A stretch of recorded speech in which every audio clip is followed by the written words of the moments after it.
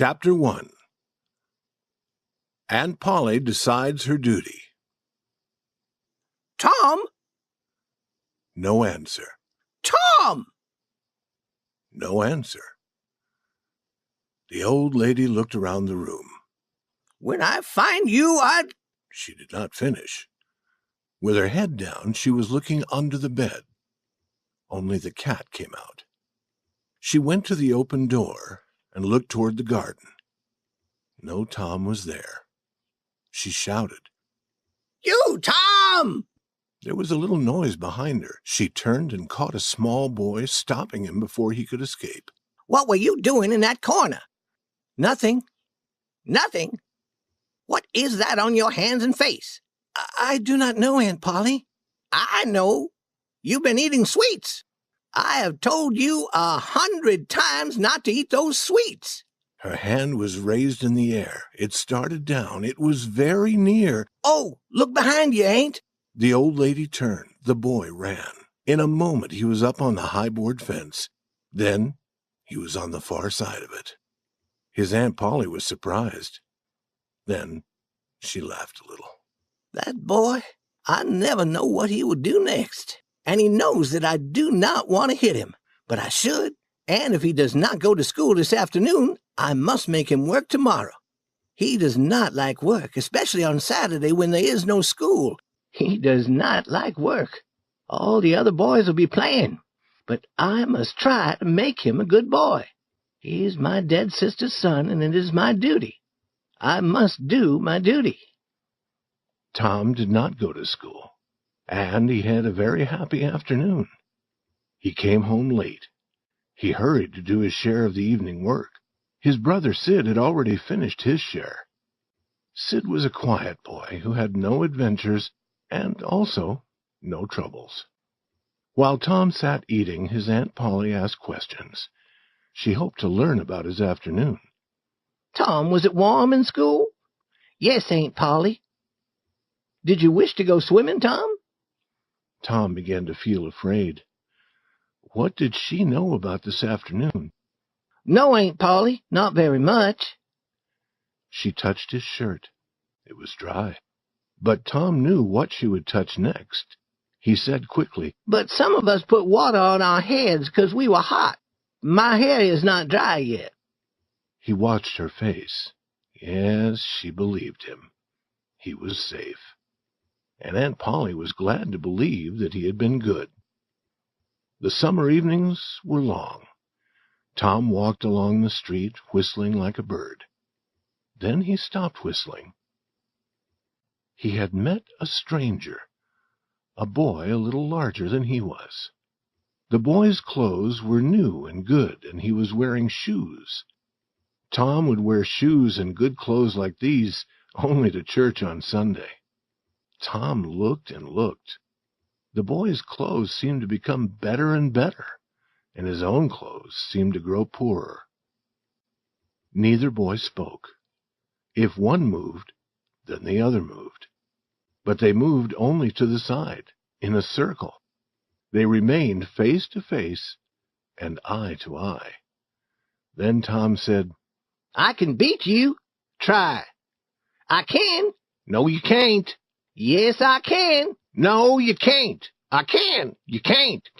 Can't. A moment of quiet. Then Tom said, I could beat you with one hand. Do it. You say you can do it. That hat. Hit it off my head if you can. I will. You are afraid. I'm not afraid. You are. I'm not. You are. More moving in a circle. Now they were shoulder to shoulder, each trying to make the other fall back. And then suddenly they were rolling in the dust. Each pulled at the other's hair, and each hit the other's nose. And now through the dust Tom appeared, sitting on the new boy, beating him with hard, closed hands. Have you had enough? Said he. The boy tried to get free. He was weeping with anger. Have you had enough? Then the new boy said, Enough. Tom let him stand up and walk away. But as soon as Tom turned, the new boy threw a stone, hitting Tom's back. Therefore Tom followed him home and waited. The boy did not come out again. His mother came and said that Tom was a bad child. She told him to go home. It was late when Tom got there. Very quietly and carefully, he entered through a window. But his aunt was waiting for him. She had learned from Sid about Tom's afternoon. Now she saw his clothes and knew that he had been fighting. She knew what she must do. Tom would work all day on Saturday. Chapter 2. Strong Desire, Wise Action. Saturday morning came. All the summer world was bright and full of life. Tom appeared in the front of the house with paint and a big brush. He looked at the fence, and all joy left him. A deep sadness settled upon his heart. The fence was long and high. He wet the brush and moved it along the top board. He did it again, and did it again. He looked at what he had done. The painted part was very, very small. The whole fence was very large. He sat down. He felt that he could not continue. Jim, a boy who worked for the family, came through the gate. He was going to get water, and he was singing happily. Tom said, Jim, I will get the water if you will paint. Jim said, No, I must get the water. Are you afraid of Aunt Pauli? She won't hurt you. She talks about it, but talk never hurts. It never hurts except when she weeps also. You should not be afraid of her. Jim, I will give you one of my playthings, and I will show you my foot. I will show you where I hurt it. Jim was only human. He took the plaything, and he put his head down for a look at the foot. In another moment he was running down the street. Tom was painting as fast as possible, and Aunt Pauli was returning to the house. But Tom began to think of the pleasure planned for this day. His hands moved more slowly. Soon the other boys would come and laugh at him for working. From his pocket he took everything that he owned. He looked at it.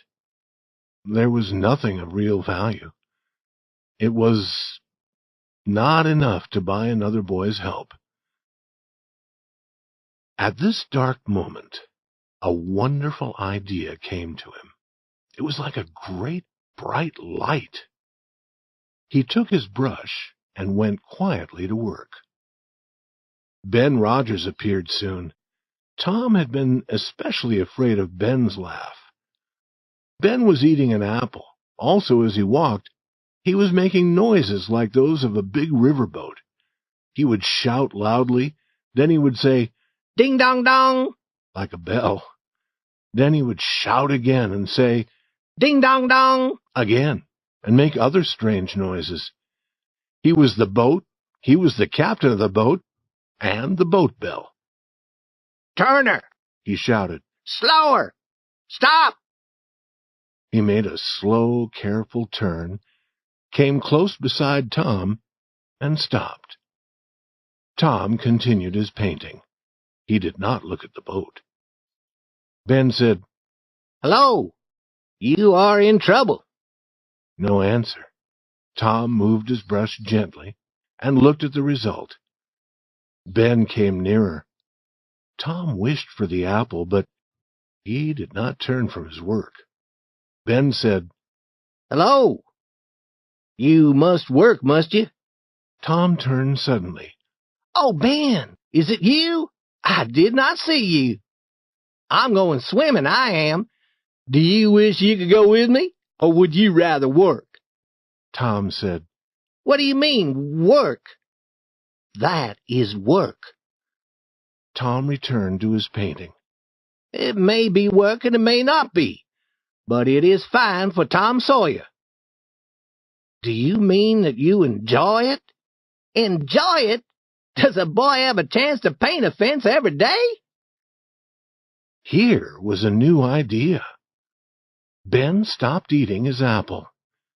Tom moved his brush, stepped away to look at the result, added a little paint here and there, stepped away again. Ben watched. He was more and more interested. Then he said, "Tom, let me paint a little." Tom thought. Then he said, "No, Ben. Aunt Pauli wants this fence to be perfect. If it was the fence behind the house, you could help. But this fence beside the street must be done very carefully. There is not one boy in 1,000 who can do it well. Oh, Tom, let me try. Only a little. I will be careful, Tom. I'll give you part of my apple." "No, Ben, I'm afraid I will give you all of it." Tom gave the brush to Ben, slowly, but with joy in his heart. And while the boy, who a few moments before had been a riverboat worker and became hot in the sun, Tom sat under the tree, eating the apple and planning how to get more help. There were enough boys. They came along the street, stopped to laugh, but remained to paint. After Ben, Bill Fisher painted. Then Johnny Miller came. Each one paid to be allowed to work. In the middle of the afternoon, Tom was very rich. He had many playthings, a small cat with one eye, a piece of broken blue glass, and much more. And he had not worked, and the whole fence had been painted 3 times. There was no more paint. With more paint, Tom would soon have owned everything belonging to the other boys, and the other boys in the village would have owned nothing. Tom had discovered a great law of human action. A man or a boy will desire something if it's not easy to get. Chapter 3. Tom as an Army Officer. Delightful Sadness. Tom went to report to Aunt Pauli. She was sitting beside an open window. She was half asleep, and she was holding the sleeping cat. She was surprised to see Tom. She thought that he had run away from his work long ago. Tom said, "May I go and play now, Aunt?" "Already? How much have you done?" "It is all done, Aunt." "Tom, is that true? It makes me sad if you do not tell the truth." "It is true, Aunt. It is all done." She went to see, and her surprise was very great. "You can work when you want to, Tom, but you do not often want to. Go and play, but remember to come home again." She gave him a large apple. She did not see him take a piece of cake as he passed through the kitchen. Tom hurried to the center of the village. There, 2 armies of boys had met for a battle. Tom was the leader, the general of one army, and his good friend Joe Harper was the general of the other. Tom and Joe did not fight. They sat together and sent their orders to the armies. When the battle was finished, they agreed to have another battle on another day. Then the armies marched away, and Tom started to go home alone. As he passed Jeff Thatcher's house, he saw a new girl in the garden. She had blue eyes and yellow hair. She was beautiful. Tom had loved a girl named Amy Lawrence. A week ago she had said that she loved him. He had been happy and proud, but now, in a moment, she was gone from his heart. He watched the new girl until she discovered him. Then he looked at other places, as if he had not seen her. Then he began to jump and dance and walk on his hands, so that she would continue to watch him. She walked toward the house, and Tom's heart was sad. But she threw a flower over the fence. Then she was gone. Tom looked around. There was no person to see him. Slowly, he picked up the flower. He put it under his shirt, near his heart, and he stayed near the fence until darkness came. Then he went home to eat. He was full of joy. His aunt wondered why. Later that evening, his brother Sid was a bad boy. He took some sweets, but his aunt did not believe that Sid could be bad. She gave Tom the blow that she should have given to Sid. She learned the truth later and was sorry, but she said nothing to Tom. Therefore, Tom was very sorry for himself. He began to wish that he would die. She would feel sorry then. He could see himself being carried home from the river, dead, his hair wet, his troubles past. He went out into the darkness and went to the river. It would be good to drown, if he could drown without pain. He thought of his flower, and took it from inside his shirt. Would the new girl be sad if he died? Would she put her arms around him? Or would she turn coldly away? This picture brought him much delightful suffering.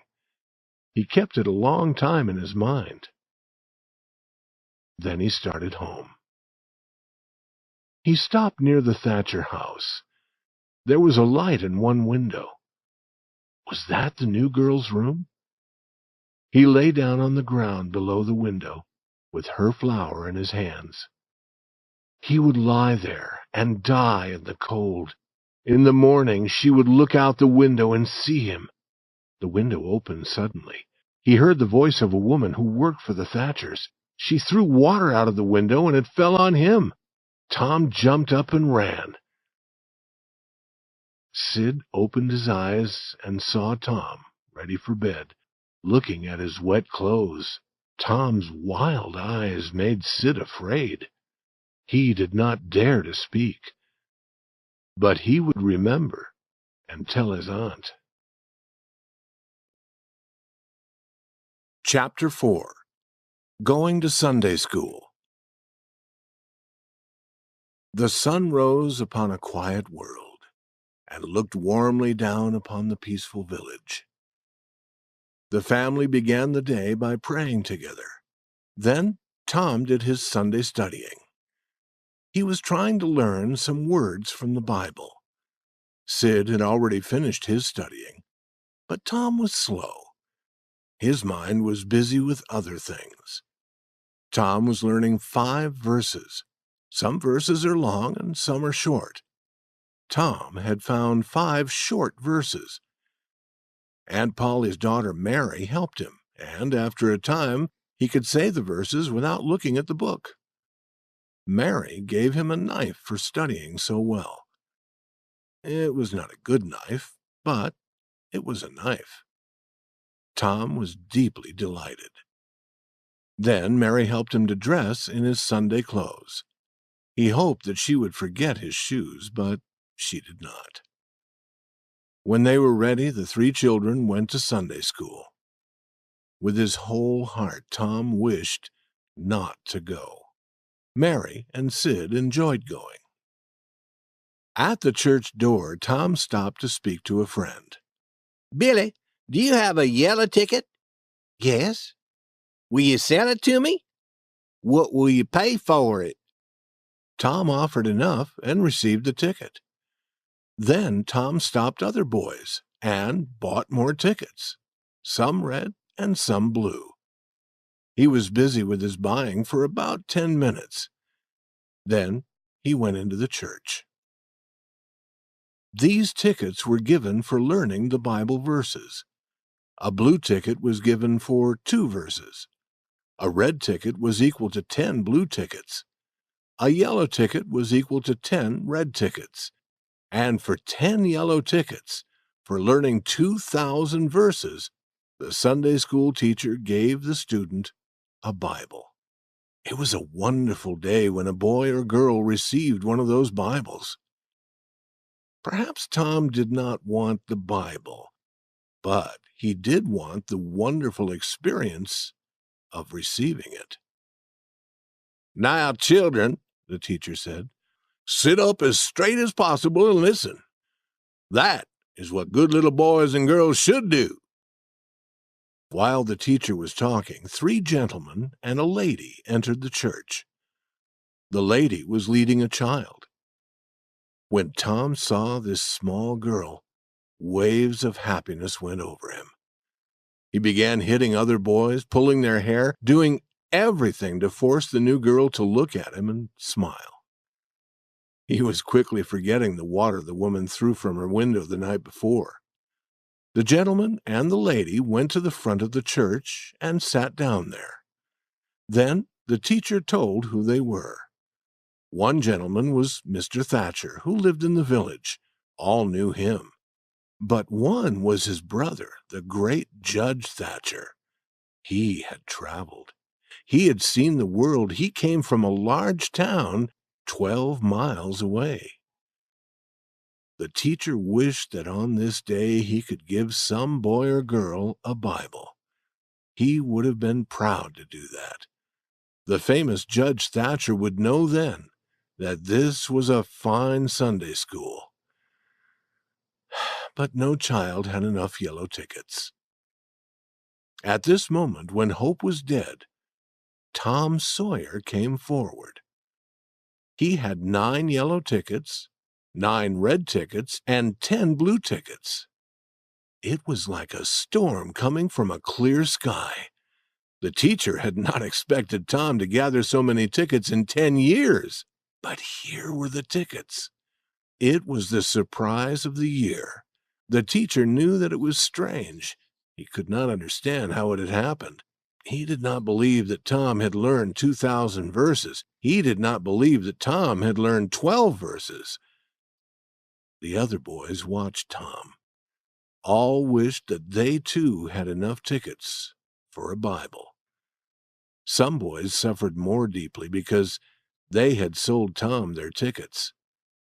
They were able to understand what had happened. Tom had become rich by letting other boys whitewash the fence. He had been rich enough to buy their tickets. And now anger filled them. They saw clearly what fools they had been. Tom stood in a place of honor beside the judge. The judge put his hand on Tom's head and called him a fine little man. Tom could not speak. His breath would not come. His heart was shaking. This was partly because the judge was a great man, but it was chiefly because the judge was her father. The judge asked his name. Tom? Is that all of it? Thomas? But you have more, perhaps, another name? Tell the gentleman your other name, Thomas, said the teacher. Thomas Sawyer. That is a good boy. You are a fine, manly little fellow. 2,000 verses is a very, very great many, and you never can be sorry that you learned them. Learning makes great men and good men. You will be a great man and a good man some day, Thomas.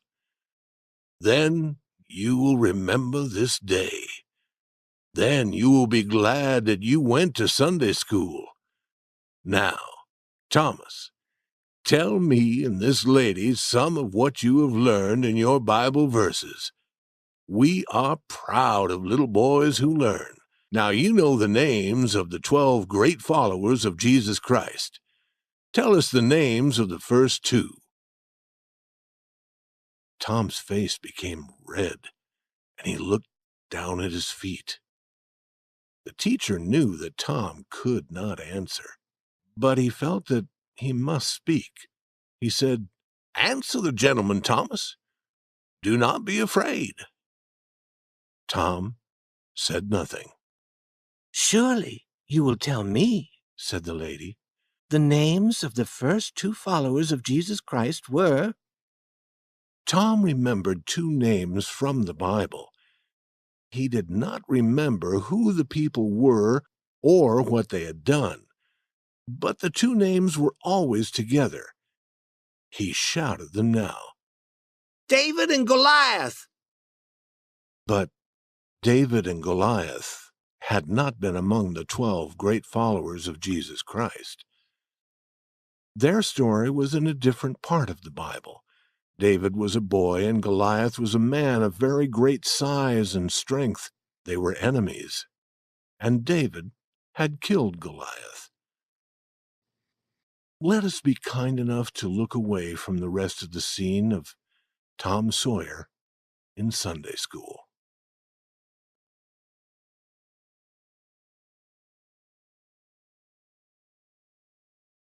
Chapter 5. In Church.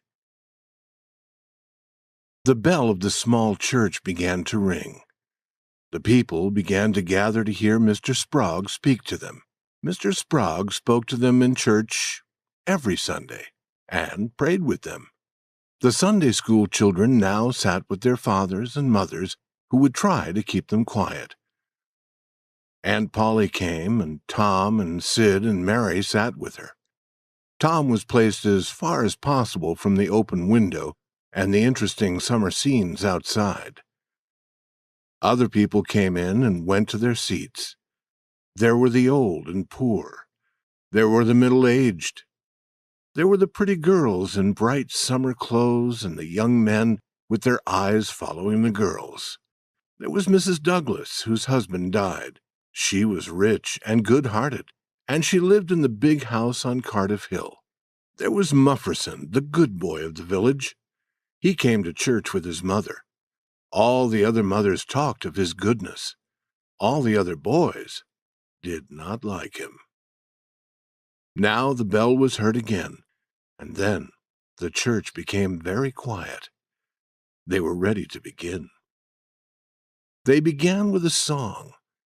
After the song, Mr. Sprague read a very long list of meetings to come in the following week. Then he prayed. He prayed for many things and for many people. He prayed for the church and for the little children of the church and for the other churches of the village and for the village, and then for the whole country and for the government, and then for people of far-off countries. Tom did not enjoy hearing Mr. Sprague pray, but he knew he must remain quiet. While Mr. Sprague prayed, a flying bug stopped on the back of the seat in front of Tom. It moved its front legs together, one over the other. It put them around its head and seemed to pull until Tom thought the head would separate from the body. It used its back legs to clean its wings, and it did all this slowly, as if knowing that it was safe. And indeed, it was safe. Tom did not dare to reach for it. He believed that his soul would be destroyed suddenly if he did such a thing while Mr. Sprague was praying. But with the last words, his hand began to move forward. When the last word came, the bug was in his hand. But his aunt saw this. She told him to let the bug fly away. Then Mr. Sprague began a longer talk. He read the words he was saying, and Tom counted the pages as he turned them. After church, Tom always knew how many pages there had been. He did not often know what had been said. But this morning Tom was interested for a little while. Mr. Sprague talked about future peace in the world. The strong and powerful nations, he said, would be friends of the weak. The strong, he said, would be like a strong wild animal of the forest. The weak would be like a weak animal of the farm. But the strong animal would not hurt the weak animal. They would lie down beside each other in peace. They would be so gentle and friendly that a little child could lead them. Tom wished to be that child. Then there was no more talk about animals. Again, Tom began to suffer. He remembered a valuable object that he carried, and he took it from his pocket. It was a large black bug in a small box. The bug quickly took a painful hold on Tom's finger. The next moment the bug was on the floor on its back, and Tom's finger was in his mouth. The bug lay there moving its legs, but it could not get on its feet again. Tom could not reach it. It was too far away, but he watched it. Other people, also not interested in Mr. Sprague's words, found pleasure in watching the bug. Then a dog entered the church. He was sad at heart. He wanted some new, different thing to do. He saw the large black bug, and his tail lifted and moved a little happily. He looked at the bug carefully, walked around it, put his nose nearer, lay down with the bug between his front feet, and began to sleep. His head moved down. It touched the bug, and the bug took a painful hold on his nose. The dog cried loudly, shaking his head, and the bug fell again on the floor, on its back. People sitting near were laughing gently with their faces covered. Tom was completely happy. The dog seemed like a fool, and perhaps felt like a fool. There was anger in his heart also. He went near the bug again and began jumping at it. Moving in a circle, he jumped again and again. Then he had had enough of jumping. He found a smaller bug and followed it for a while. Then he had had enough of the smaller bug. Forgetting the large black bug, he sat down on it. With a wild cry of pain, he went running around the church. The bug kept its hold.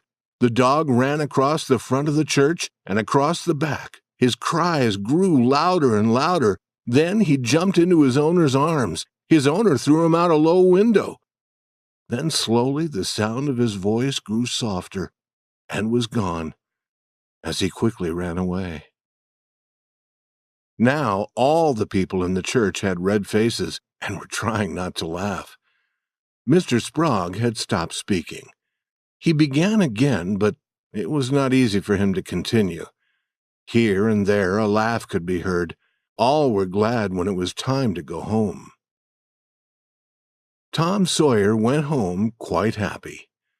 Church was a pleasure when something different happened. There was only one thing that he did not like. He was glad to let the dog play with his bug, but the dog should not have carried it away. Chapter 6. A Talk of Devils. Happy Hours. The next morning, Tom was very sad. This was the beginning of another week of slow suffering in school. He usually began this day wishing that there had been no Saturday and no Sunday. Because of them, school seemed more painful to him. He lay in bed thinking. If he were sick, he could stay home. He thought carefully about all the parts of his body, but he could discover no sickness. Then he looked at his foot. His foot had been hurt. He had an idea. He began to cry as if with pain. But Sid, in his bed across the room, continued to sleep. Tom's voice grew louder. Now he seemed to feel real pain in his foot. No result from Sid. Tom said, Sid! Sid! and tried shaking him. This time the result was good. When Tom cried again, Sid sat up and looked at him. He said, Tom, what's wrong? No answer. Now Sid tried shaking Tom. Tom said, Oh, do not do that, Sid. It hurts me. I must call Aunt Pauli. No, do not call her, he cried loudly again. Then he said, I will forget everything bad you have ever done to me, Sid, when I'm dead. Oh, Tom, are you dying? Give my cat with one eye to that new girl and tell her. But Sid was gone. He ran to his aunt. Oh, Aunt Polly, Tom is dying. Dying? I can't believe it. But she ran. Her face was white with fear. At the bedside she cried, Tom, what is wrong? It is my foot, Aunt, where I hurt it. The doctor must cut it off. The old lady sat down in a chair and laughed a little, then wept a little, then did both together. Feeling better, she said, Tom, you stop that and get out of bed. Tom stopped crying. And the pain stopped too. As he walked to school, he met Huckleberry Finn. Huckleberry's father was always drunk. None of the mothers in the village liked Huckleberry, but all the children liked him. They wished that they dared to be like him. Tom also wished he could be like Huckleberry. He had been ordered never to play with him. Therefore, he played with Huckleberry every time it was possible. Huckleberry was always dressed in old clothes. The clothes were always too big for him. His hat was full of holes. The bottom of his coat touched the ground. He came and went as he wished. He did not sleep in a bed. He did not sleep in a house. He did not go to school or to church. He could go swimming or fishing when and where he might choose. He was the first boy to wear no shoes in the early summer. He was the last boy to wear shoes in the early winter. He never washed.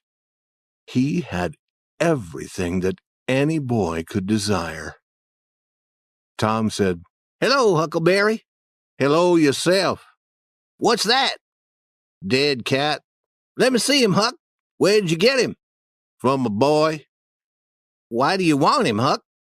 "To take off these warts." Huckleberry showed Tom the small spots of thick, hard skin on his hands. "I take 'em off with a bean, Huck." "Yes, bean is good. I've done that." "How did you do it?" "You take the bean and break it in 2 pieces. Then you cut the wart and get some blood. Then you put the blood on half the bean. You make a hole in the ground. You put that half of the bean in the hole and cover it with the earth. You must do this in the middle of the night where 2 roads cross and when the moon is dark. Then you burn the other half of the bean. The piece of bean with the blood on it will try to pull the other half to it, and that helps the blood to pull the wart, and it's gone from your hand." "Yes, that is right, Huck.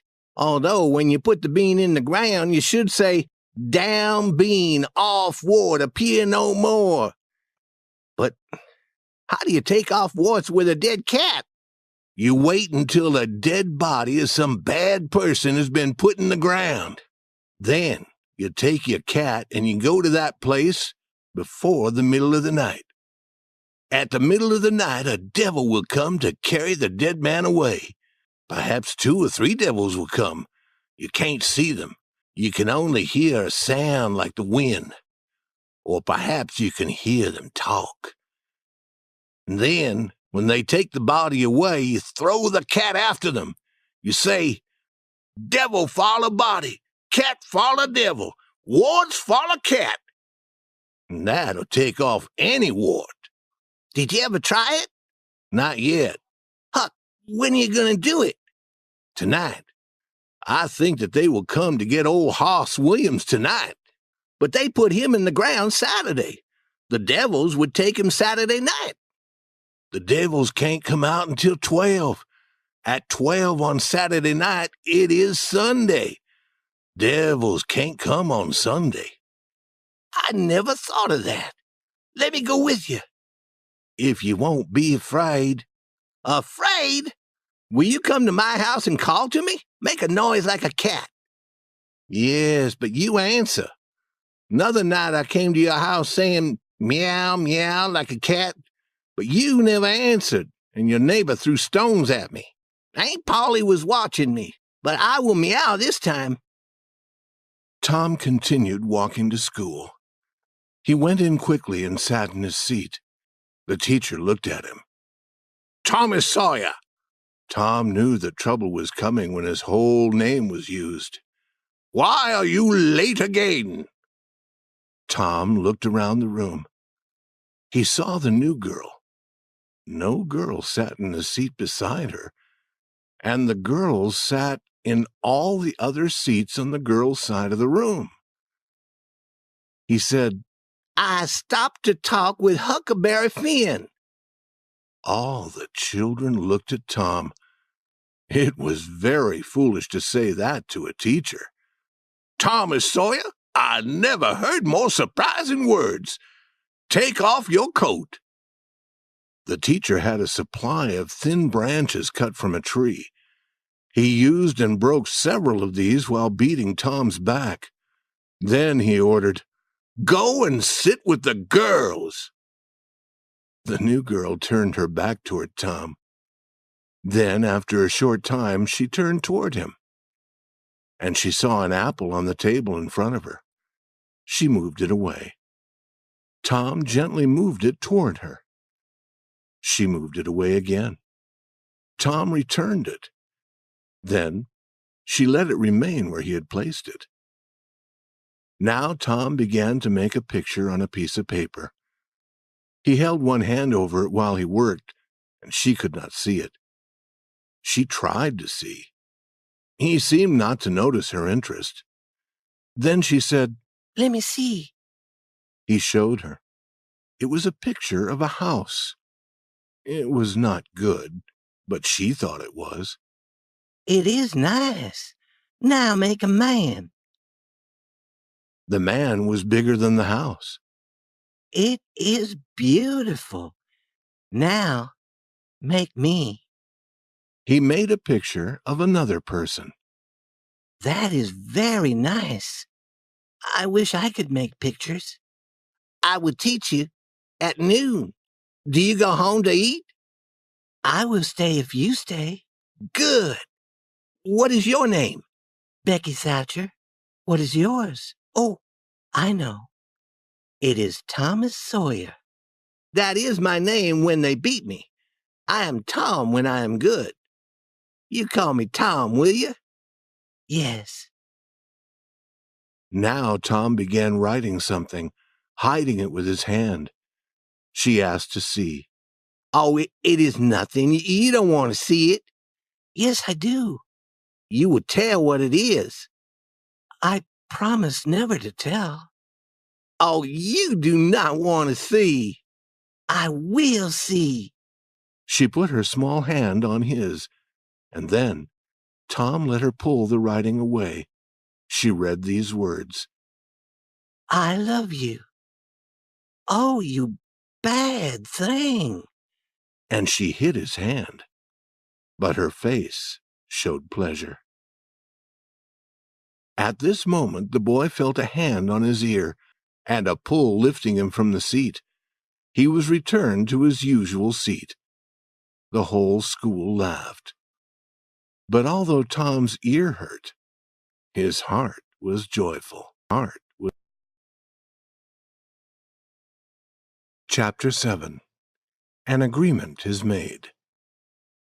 At noon, Tom ran to Becky and said softly in her ear, "Start to go home with the others, and then return here. I will do the same." Soon both had returned. Now they were alone in the school. They sat together, and Tom put his hand on Becky's, guiding it. They made a picture of another house. Then they talked. Tom was filled with happiness. He said, Becky, were you ever engaged? "What does that mean?" Did you ever promise to marry any boy? "No." Would you like to be engaged? "What do you do?" You tell a boy you will marry him. Then you kiss. That is all. It is easy. "Why do you kiss?" They always do that. Do you remember what I was writing? "Yes." What was it? Shall I tell you? "Yes, but not now. Tomorrow." No, now. I will say it quietly, Becky, close to your ear. He put his arm around her and he said the words quietly. Now, you tell me. She made him turn his face away. Then she came near. Her breath moved his hair as she said, "I love you." Then she jumped away from him and ran around the seats, with Tom running after her. He caught her in a corner with her hands over her face, but her hands dropped. Tom kissed her and said, Now it is all finished, Becky. And always after this you can't love any boy except me, or marry any boy except me. "And you can't marry any girl but me." Certainly that is part of it. And we will walk to school together because we are engaged. "It is nice. I never heard of it before. Oh, it is fine. Me and Amy Lawrence, The big eyes told him that he had said the wrong thing. Oh, Tom, I am not the first that you were engaged to. She began to weep. I do not love her now. I do not love any girl except you. More weeping. Tom took from his pocket the thing he valued most. It was a ball-shaped object of no worth, but as bright as gold. Becky, take this. She hid it from his hand to the floor. Then, filled with anger, Tom marched out of the school and over the hills and far away. He would return no more that day. Becky had not really wanted him to go, and when he did not return within a few moments, she called, Tom, come back. Then she wept again. Chapter 8. Tom Decides What to Do. Half an hour later, Tom was beyond Mrs. Douglas's house on Cardiff Hill. He entered a thick forest, went to the center of it, and sat down under a tree. He was very sad. He wished that he could die. For a short time. But soon he began to think again of living. He would go far away to countries across the sea. How would Becky feel then? He would be a soldier and return famous after many wars. No, he would join the Indians and hunt and fight with them in the far west. But no, there was something better. He would sail across the seas in a long, fast, black ship. He would follow other ships, take the gold and silver they carried, and then send them to the bottom of the sea. That was it. He would be a pirate, famous in the whole world. Tom Sawyer the pirate. Yes, it was decided. He would start his journey the next morning. At this moment he heard a call from far away in the forest.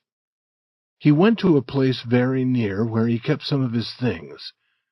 From this place he took a long knife made of wood. He tied it to his side. He was not Tom Sawyer now. He dreamed he had become a famous leader named Robin Hood, who lived with his men hundreds of years before in another forest.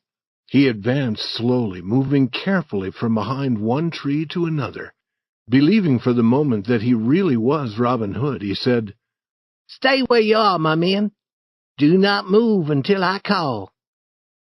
Now Joe Harper appeared. He, too, had a long wooden knife. Tom called, Stop! Who comes here into Sherwood Forest? No person enters my forest until I say that he may.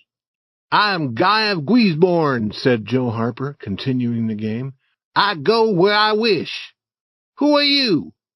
I am Robin Hood, as you shall soon know when you lie dead there on the ground. Are you indeed that famous man? Gladly I will fight with you. They took their two long knives and began a slow, careful fight. Then Tom said, Now fight faster. They were soon hot from their efforts. Fall, Tom said. You must fall. You fall. I'm fighting better than you. But the story of Robin Hood says that I kill you. Turn and let me hit you in the back. Joe turned, received the blow, and fell. Now, Joe said, rising, you must let me kill you. I can't do that. It is not in the story. It should be. Joe, you can be Robin Hood for a while. I will be Robin's enemy, and you can kill me. This was agreeable, and more fighting followed. Then Tom became Robin Hood again, and he was hurt, and all his blood ran from his body. And Joe, who had now become all of Robin Hood's men, watched with tears in his eyes as Robin Hood died. Then the boys went home. They were sad because Robin Hood had lived so long ago. They would have liked living with him in Sherwood Forest better than being President of the United States. Chapter 9. Indian Joe Explains. At 9 that night, Tom and Sid were sent to bed as usual. They prayed, and Sid was soon asleep. Tom was waiting. Time passed very slowly. Little noises came out of the darkness. The cry of a far-off dog was heard in the night air and was answered by another dog. By that time, Tom was asleep. Then there came among his dreams the call of a cat. A neighbor opened a window. Tom heard this, and a minute later he was through his window. He meowed as he went. Then he jumped. Huckleberry Finn was there, with his dead cat. In half an hour, the boys were in the graveyard. The graveyard was on a hill, 1.5 miles from the village. There was an old board fence around it. A light wind sounded in the trees, and Tom was afraid that the sound came from the spirits of the dead. The boys talked little. The time and the place and the quiet were heavy on their hearts. They found the new grave and sat down under the branches of 3 big trees near it. They waited a long time. After a while, Tom felt that he must talk. Huck, do you believe that the dead people are pleased to have us here? I wish I knew. Huck, do you think Hoss Williams hears us talking? His spirit hears us. I wish I had said Mr. Williams. But all the people said Hoss. You must be careful how you talk about dead people, Tom. There was no more talk for a while. Then Tom touched Huck's arm. Did you hear it? There it is again. Now you hear it. The two held each other with fast-beating hearts. Tom, they're coming. What shall we do? I do not know. Will they see us? Tom, they can see in the dark like cats. I wish I had not come. Oh, do not be afraid. We are doing nothing. If we are completely quiet, perhaps they won't see us. I will try, Tom, but I'm shaken. Listen. The sound of voices came from the far end of the graveyard. Look. See there, said Tom. What is it? It is devil fire. Oh, Tom, this is very bad. Some dark shapes came near, carrying a light. Huckleberry said, shaking more, It is the devils, 3 of them. Tom, we are in great trouble. Can you pray? I will try. Tom began to pray. Tom, they are human. That is old Muff Potter's voice. He is drunk as usual. He won't see us. Huck, I know another voice. It is Indian Joe. Devils would be better than that half-Indian. What do they want here? Then the boys were quiet, because the 3 men had arrived at the new grave. Here it is, said the third voice. In the light, the boys saw the face of young Dr. Robinson. He was so near that the boys could have touched him. Hurry, men, he said. The moon may appear from behind the clouds. The other 2 men began opening the grave. For a while no sound was heard except the sound of their work. Then they came to the box which contained the body. They opened it and lifted the body out of the box. The moon appeared, and the dead man's face could be seen. Potter held up a knife. Now, Doctor, the thing is ready, and here it stays. unless you pay us $5 more." "You have your money," the doctor said. "You and your father once sent me to jail," Indian Joe said. "5 years ago. Do you think I would forget? Now, you pay." The doctor hit him suddenly, and Indian Joe fell. Potter dropped his knife. "You hit my friend," he said. He jumped at the doctor, and the two began fighting.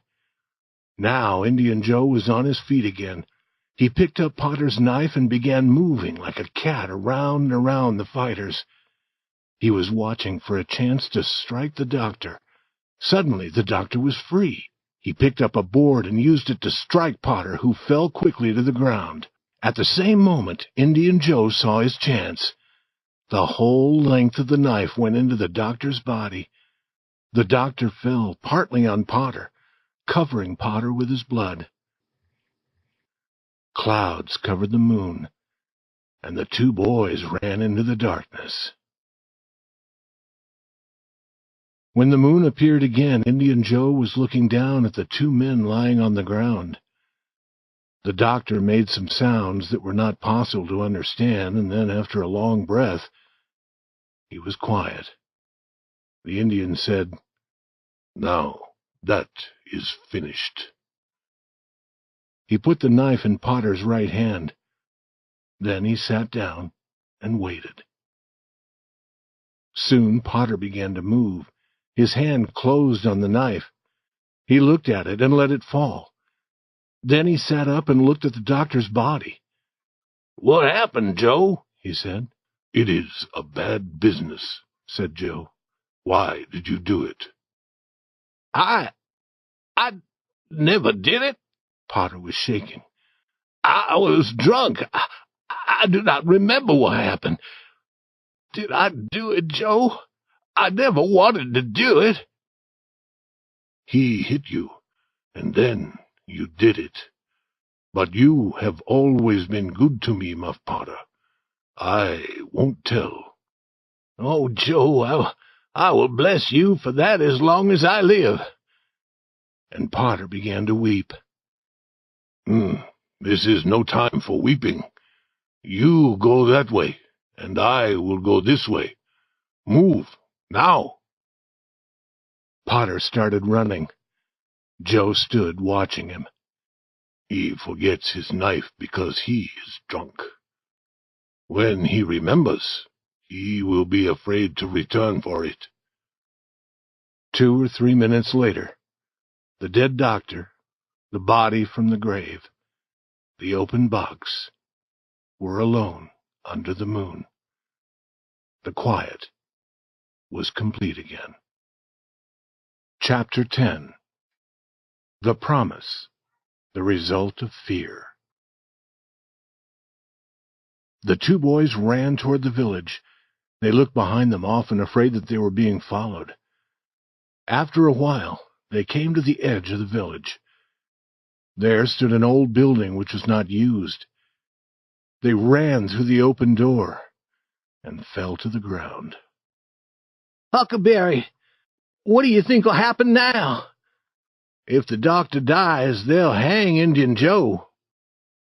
Tom spoke. "Who will tell about it? You and I?" "If we did, and if Indian Joe did not hang, he would kill us." "I was thinking that, Huck." "Let Muff Potter tell if he's fool enough. He's usually drunk enough." Tom continued to think, and then he said, "Huck, Muff Potter does not know what happened. The doctor had hit him with that board. Huck, are you sure that you won't tell?" "Tom, we can't tell. You know that. Indian Joe would drown us like 2 cats if we told. Tom, we must promise never to tell. It must be a strong promise, with writing and blood." Tom agreed with all his heart. This idea was what must be done. It was deep and dark and fearful. This was the hour and the place to do it. He found a clean, broad piece of wood. In his pocket he found something to write with. The moon was his light.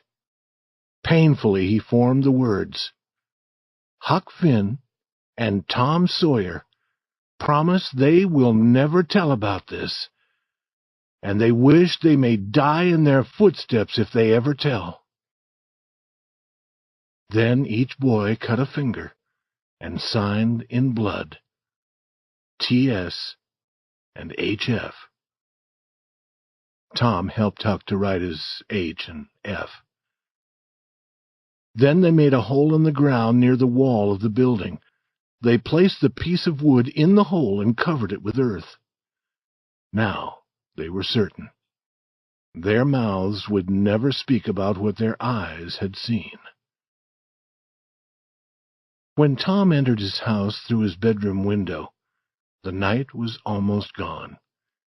He took off his clothes very quietly and lay down. He believed happily that his aunt would never know that he had been away.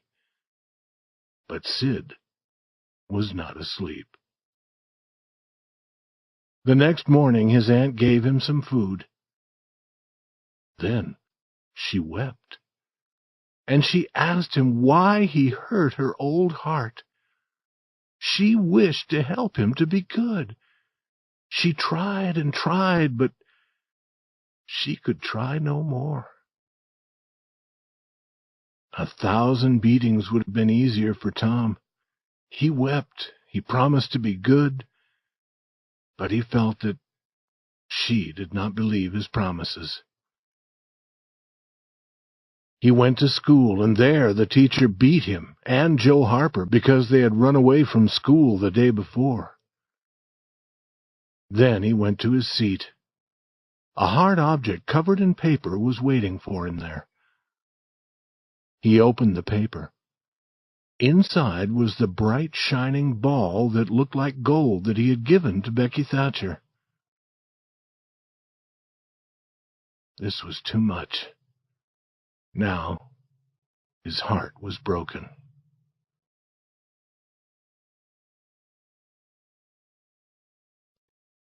Chapter 11. Tom's Troubled Mind. At noon, the whole village suddenly knew the fearful news. The story traveled quickly from man to man, group to group, house to house. The school teacher closed the school. The knife had been found. It was known to be Potter's knife, and Potter had been seen washing himself in a small stream in the very early morning. When seen, he had run away. All this was very strange, especially because Potter almost never washed. All the people in the town were slowly going toward the graveyard. Tom joined them. He did not wish to go, but something seemed to force him. He arrived at the fearful place and saw the scene again. It seemed 100 years since he had seen it before.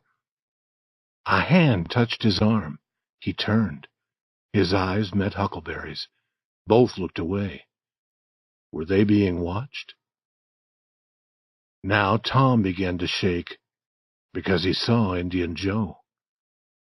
Then Muff Potter appeared. A few people saw him. They shouted. The crowd separated and Potter walked through. A village law officer was holding his arm. Potter's eyes showed his fear. When he stood beside the dead doctor, he put his face in his hands and began to weep. "I did not do it, friends," he said. "I did not do it." "Who said you did?" a voice shouted. Potter lifted his face and looked around without hope. He saw Indian Joe and said, "Oh, Indian Joe, you promised me that you would never—" "Is this your knife?" It was held by the law officer for him to see. Potter began to fall. Men caught him and let him go slowly down to the ground. Then he said, "I thought that I should come and get—" He stopped, shaking.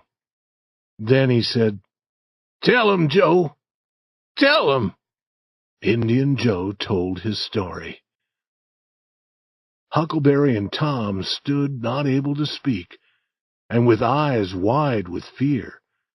They expected the skies to open with a sudden storm to strike down Indian Joe. But he finished his story and stood there, living and whole. They wished to tell the truth, but they did not dare. During a week after this, Tom could not sleep well. One morning, Sid said, "Tom, you talk in your sleep so much I can't sleep half the night." Tom's face became white, and he looked away. "This is bad," said Aunt Pauli. "There's something in your mind, Tom. What is it?" "Nothing." But Tom's hand was shaking. He could not lift his cup. "And you say fearful things," Sid said. "Last night you said, 'It is blood, it is blood.' You said that again and again. Then you said, 'Do not hurt me, I will tell.'" "Tell what?" Aunt Pauli said, "I understand. It is that killing. I dream about it also." Mary said that she also dreamed about it. And then Sid stopped talking. Slowly, Tom's mind grew quieter, and his sleep was easier. Almost every day during this bad time, Tom went to the jail window and gave Potter some small gift. Then he felt happier. The village people wanted to put Indian Joe in jail also. Like Muff Potter, he had been helping the doctor to carry away that dead body from its grave. But the people did nothing. All were afraid of Indian Joe. Chapter 12. Tom Shows His Kindness. Tom had a new and great trouble. Becky Thatcher was ill. He was afraid that she might die. The joy of life was gone. He played no games. He was not interested in anything. His aunt did not know what was wrong. She tried to find some help for him. She was always reading about health. She read about how to go to bed, and how to get up from bed, what to eat, and what to drink, and what clothes to wear for good health, and how to think for good health. She believed all that she read. When she read something new, she wanted to try it. She took Tom outside in the early morning and poured cold water over him. Then she covered him with a wet cloth and put him to bed with heavy covers over him. When he was so hot that water formed on his skin, she was happy. She thought that this would help him. But Tom became sadder and sadder. She tried pouring hot water over him instead of cold. She tried less food.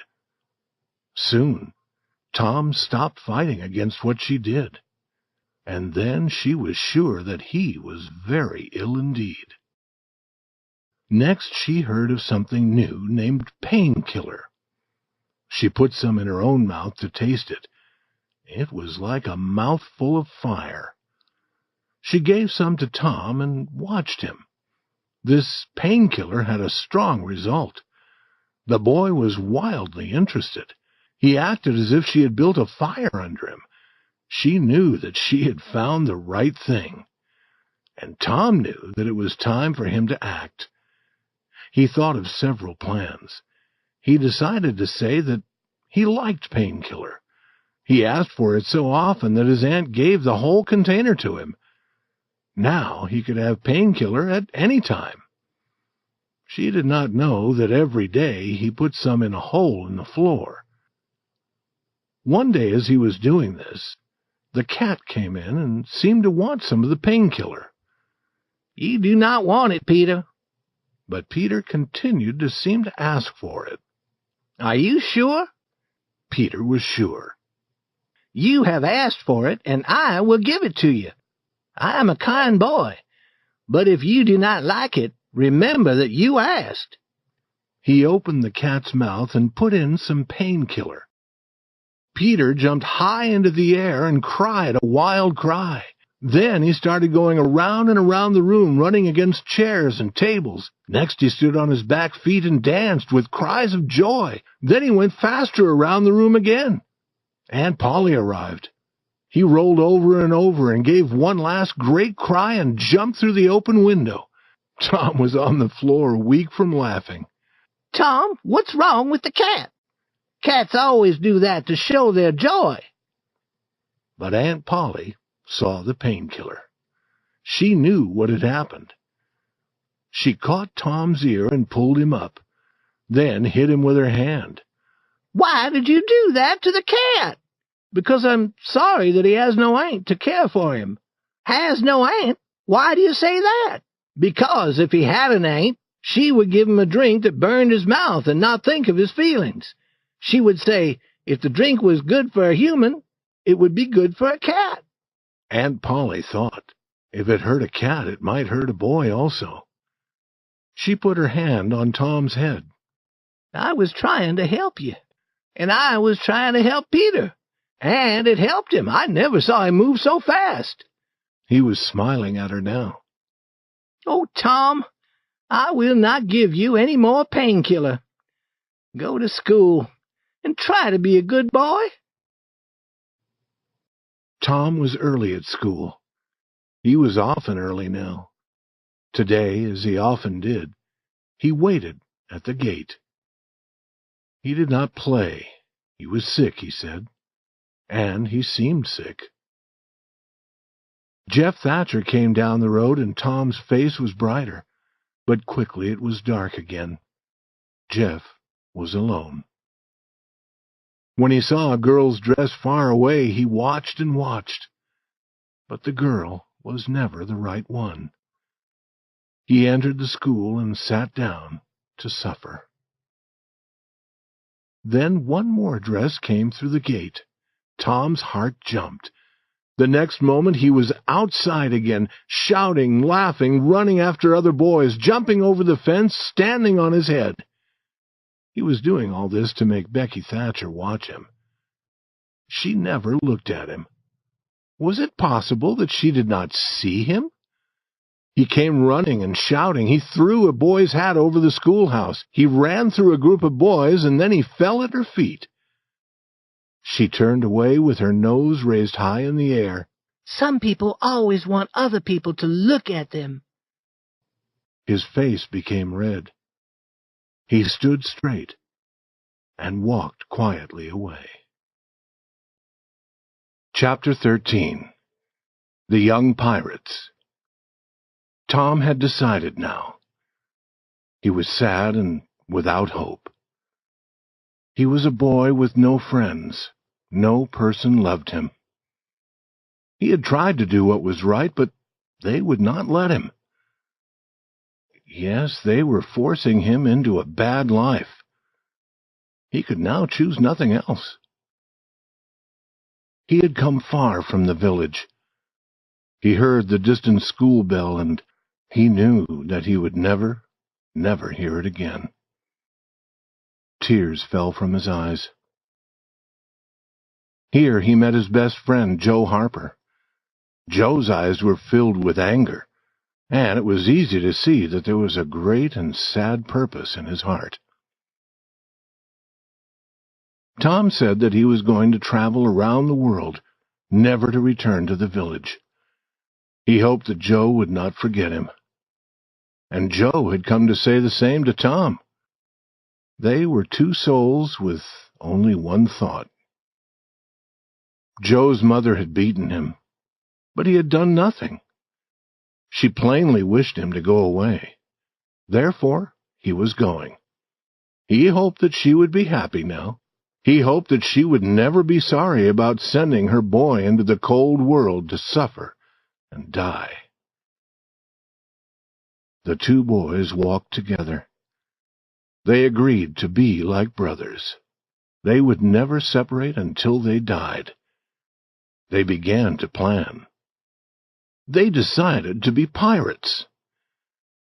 3 miles south of the village there was an island in the river. The Mississippi River was a mile wide there. The island was long and not very wide, and it was covered with trees. No people lived on it, and few people lived on the river's shore near the island. It would be a good place for pirates. Then they met Huckleberry Finn, and he joined them. They talked, and then they separated. They would meet again beside the river 2 miles north of the village at 12 that night. Tom knew where they could find a small boat. They would take it. Each boy would bring food and other useful things if possible. Tom arrived with meat and a few other things. He stopped among the trees on a hill above the meeting place. There were many stars, and it was very quiet. The great river lay like an ocean at rest. Tom listened a moment, but the quiet was broken by no sound. Then he whistled gently. The whistle was answered from below. Tom whistled 2 more times and was answered again. Then a voice said, "Who goes there?" "Tom Sawyer, the Black Pirate. Name your names." "Huck Finn, the Red-Handed, and Joe Harper, the Destroyer of the Seas." Tom had taken these names from his best-loved books. "Speak the word." 2 voices spoke together. "Blood! Blood!" Tom went down the hill to join them. The Destroyer of the Seas had also brought meat, and Finn, the Red-Handed, had some tobacco. The Black Pirate said that they must also have fire. They went to a large riverboat that was near, and they took some of the fire burning there. They knew that there were no men on the boat. The boatmen were all in the village. But the boys moved very quietly and carefully. Pirates must be pirates. With Tom as captain of their ship, they left the shore and went into the middle of the river. From here, they let the moving river carry them along. They passed the distant village. 2 or 3 lights showed where it was, peacefully sleeping. The Black Pirate stood in the boat looking for the last time at the scene of his early joys and later sufferings. He wished that his aunt could see him now, facing the fearful future with a smile on his lips. After 2 hours, their boat touched the island. There was an old sail in the boat. They spread this over their supplies under the trees. They would sleep in the open air, as pirates should. They built a fire and cooked some meat. It seemed wonderful to be eating in that wild, free manner in the forest, far from other people. They said that they would never return to a village or town again. After eating, they lay on the ground, talking. The fire lighted their faces and trees near them with a red light. Huck prepared to smoke some of his tobacco. Soon he was blowing out a cloud of smoke, and the other pirates were wishing that they could do the same. Huck said, "What do pirates do?" Tom said, "Oh, they enjoy life. They follow other ships and catch them and burn them. They take the money from those ships and put it in a deep hole in the ground on their island. Then they kill the people on the ships. They carry the women to the island," said Joe. "They do not kill the women." "No," Tom agreed. "Pirates are good. They do not kill the women, and the women are always beautiful. And their clothes are covered with gold and silver," said Joe. "Whose clothes?" said Huck. "The pirates." Huck looked down at his clothes. "I am not dressed for a pirate," he said, "but these are my only clothes." The other boys told him that the fine clothes would come later when they began their adventures. Slowly their talk ended. The Red-Handed went to sleep quickly. The Destroyer of the Seas and the Black Pirate could not sleep so quickly. They began now to have some doubt. Had it been wrong to run away from home? Had it been wrong to take the meat? The meat did not belong to them. They decided that they would never again take what did not belong to them. And with that decided, these pirates also were peacefully asleep.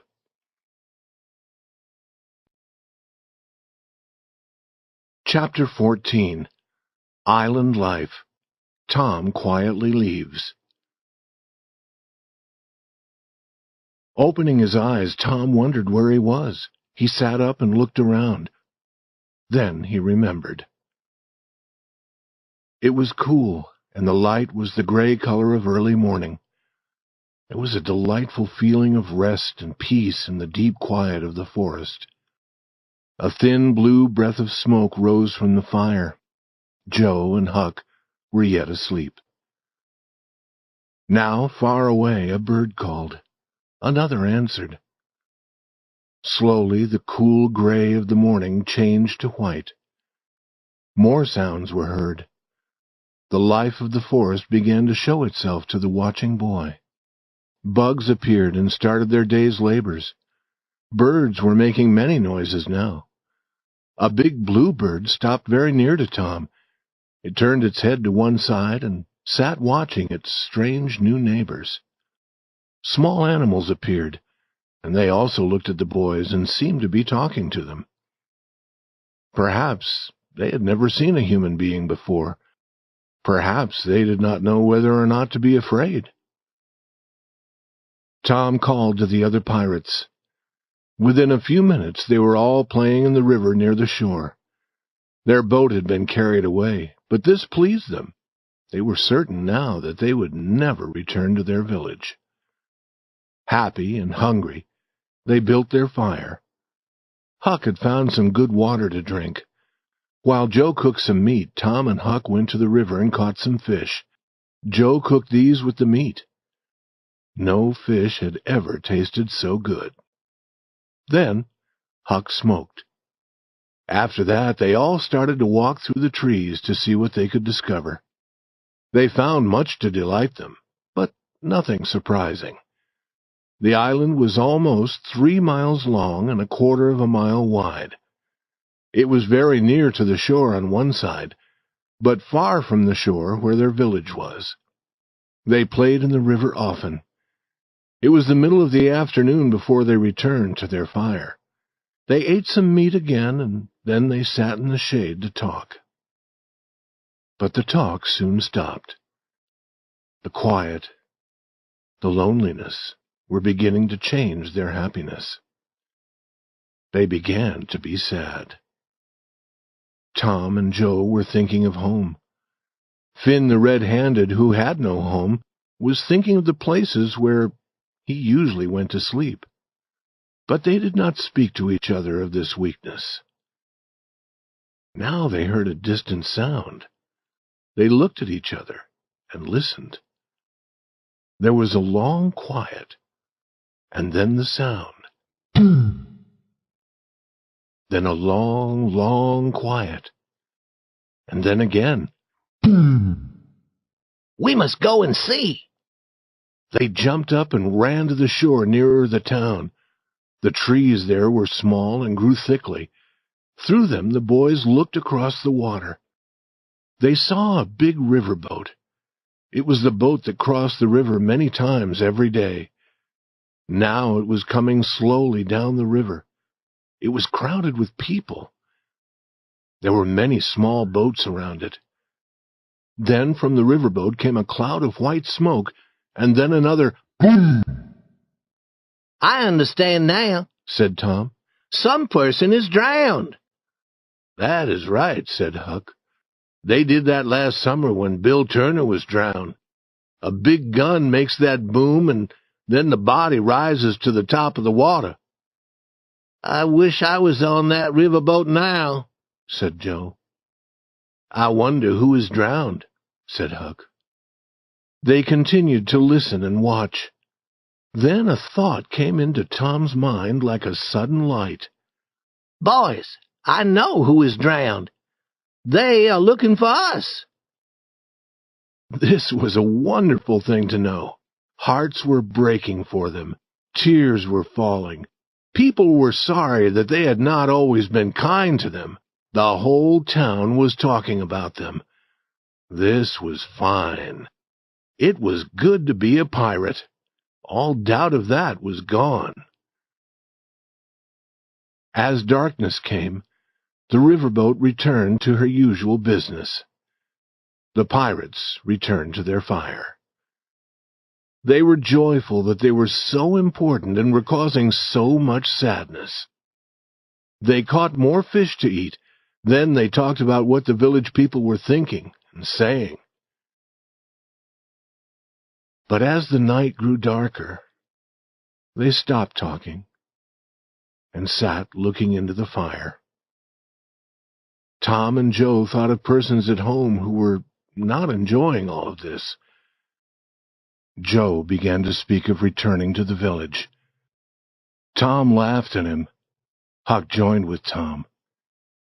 Huck fell asleep. Then Joe fell asleep. Tom sat for a long time watching the others. Then he stood up. He found 2 pieces of thin wood on which he could write. After writing on the wood, he put one piece in Joe's hat. He put the other in his pocket. Then, carefully, he moved away among the trees. When he knew that they could not hear him, he began to run toward the river. Chapter 15. Tom learns what is happening. A few minutes later, Tom was walking into the water toward the shore where the riverboat was tied. The stream was not wide here, but it was strong. It carried Tom south, but after a while he arrived at the river's edge. He found a good place and pulled himself out of the water. He began walking north through the trees, near the shore. He arrived at an open area across the river from the village. The riverboat was lying near. Everything was quiet under the stars. Watching with both eyes, he entered the water again. There was a small boat tied behind the large boat. Soon he was pulling himself into the small boat. After a minute or two, he heard a bell. The riverboat began to move. He knew that this was the last time it would cross the river that night. 12 minutes later, the boat stopped. Tom was quickly in the water again, swimming to the shore. Soon he had jumped over the fence behind his aunt's house. He looked through a window into a lighted room. There sat Aunt Pauli, Sid, Mary, and Joe Harper's mother. They were talking. They were beside the bed, and the bed was between them and the door. Tom went to the door and opened it quietly. He thought that he might be able to go inside without being seen. He began moving carefully on his knees. "I feel a wind. Is that door open?" said Aunt Pauli. "How strange. Many strange things are happening now. Sid, go and close the door." Quickly, Tom went under the bed. Sid did not see him. "But," said Aunt Pauli, "he was not bad. He was only wild and full of life, like any young animal. He did not wish to do bad things, and no boy ever had a kinder heart." She began to weep. "My Joe was the same. He was not really bad, and he was always kind, and now I shall never see him again. I am sorry for so many things. Only yesterday the cat—" Weeping, Aunt Pauli told about the cat and the painkiller. Tom was weeping a little now. He could hear Mary weeping also. Had he really always been a good boy? It was quite surprising to think this. But now he was beginning to believe it. He wished to rush out from under the bed. He wished to fill his aunt with joy. But he remained still and listened. Their small boat had been found 5 or 6 miles down the river. Now, hope for them was gone. On Sunday, the whole village would pray in the church for the boys' souls. Mrs. Harper went home. Sid and Mary went to bed. Then Aunt Pauli prayed for Tom. Her words and her old voice were filled with love. Tom's tears began falling again. Then she got into bed. She talked to herself, and she turned over again and again. Tom remained quiet for a long time, but at last she was still. Now the boy came out and looked down at her. He loved her, and he was very sorry for her. He took from his pocket the piece of wood with his writing on it. He placed it on a table. She would see it there in the morning. But then a new thought came to him. He considered it. His face grew bright. He put the wood into his pocket again. Then he kissed his aunt's lips and went out the door. He returned to the river and to the riverboat. There was a man who guarded the boat, but he would be sleeping. Tom knew that. It was easy to take the small boat. He got into it and moved it first up the river. Then he crossed to the other shore. He had often crossed the river in a small boat, and he knew how to do it. He considered taking the small boat to the island. A real pirate would keep the boat. But people would try to find it, and they might find the boys also. He got out of the boat and walked south along the shore. At daylight, he could look straight across the stream and see the island. He rested. Then he entered the water. Soon he was on the island. He heard Joe say, "No, Tom is true, Huck. He will return. What has he been doing, I wonder?" "Here I am," cried Tom, stepping out from among the trees. In a short time they had caught more fish and were eating them. Tom told his adventures. Then Tom found a place in the shade. There he was able to sleep until noon. Chapter 16. A Night Surprise. The boys played in the water and on the shore, but the next day Joe was very sad. Would he ever be happy again? It did not seem possible. Huck was also sad. Tom was not happy, but he tried to seem happy. He had something interesting to tell them, but he was not yet ready to speak.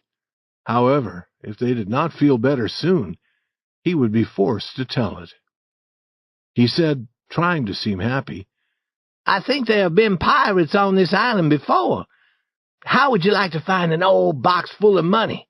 We should go and hunt for it." But the other boys were not interested. Joe said, "Boys, I want to go home. It is very lonely here." "Oh, no, Joe, you'll feel better soon," said Tom. "Think of the good fishing here." "I'm not interested in fishing. I want to go home." "But, Joe, this is the best swimming place." "I do not want to swim. I want to go home." "Baby, you want to see your mother." "Yes, I do want to see my mother, and you would want to see your mother if you had a mother. I am not a baby." "But you like it here, Huck. You want to stay? You and I will stay?" Huck said, "Yes." He did not seem very sure. "Let Joe go if he wants to go," Tom said. "We do not need him." Joe began to walk into the water, to start swimming toward the shore where the village was. Tom looked at Huck. Huck looked away. Then Huck said, "I want to go, Tom. We can go, Tom, can't we?" "I won't. You can go, but I'm going to stay." Huck started to walk sadly away. Tom felt a strong desire to follow. He hoped that they would stop, but they went slowly forward. Suddenly, Tom knew that it had become very lonely and quiet. He ran after the other boys, shouting, "Wait! Wait! I want to tell you something." They stopped and turned, and he began walking into the water towards them. They listened to him without an answering word or smile. But after a while they began to understand. Then they shouted with joy. They said that he should have told them his plan sooner. That night after eating, Tom wanted to learn to smoke. Joe wanted to try also. With Huck's help, they began. Tom said, "This is easy. I could have learned long ago." "This is nothing," said Joe. "I could smoke all day. I do not feel sick." Tom said, "I wish that the other boys could see us now. Listen, we won't tell them. And then sometime when they are with us, I will say, 'Joe, I want to smoke.' And you will say, 'My tobacco is not very good.' And I will say, 'It does not need to be good if it is strong enough.' And then we'll both start smoking and surprise them." "That'll be good, Tom. I wish I could do it now." "And we will tell them that we learned to smoke when we were pirates, and they will wish that they had been here." The talk continued, but after a little time there was less talk.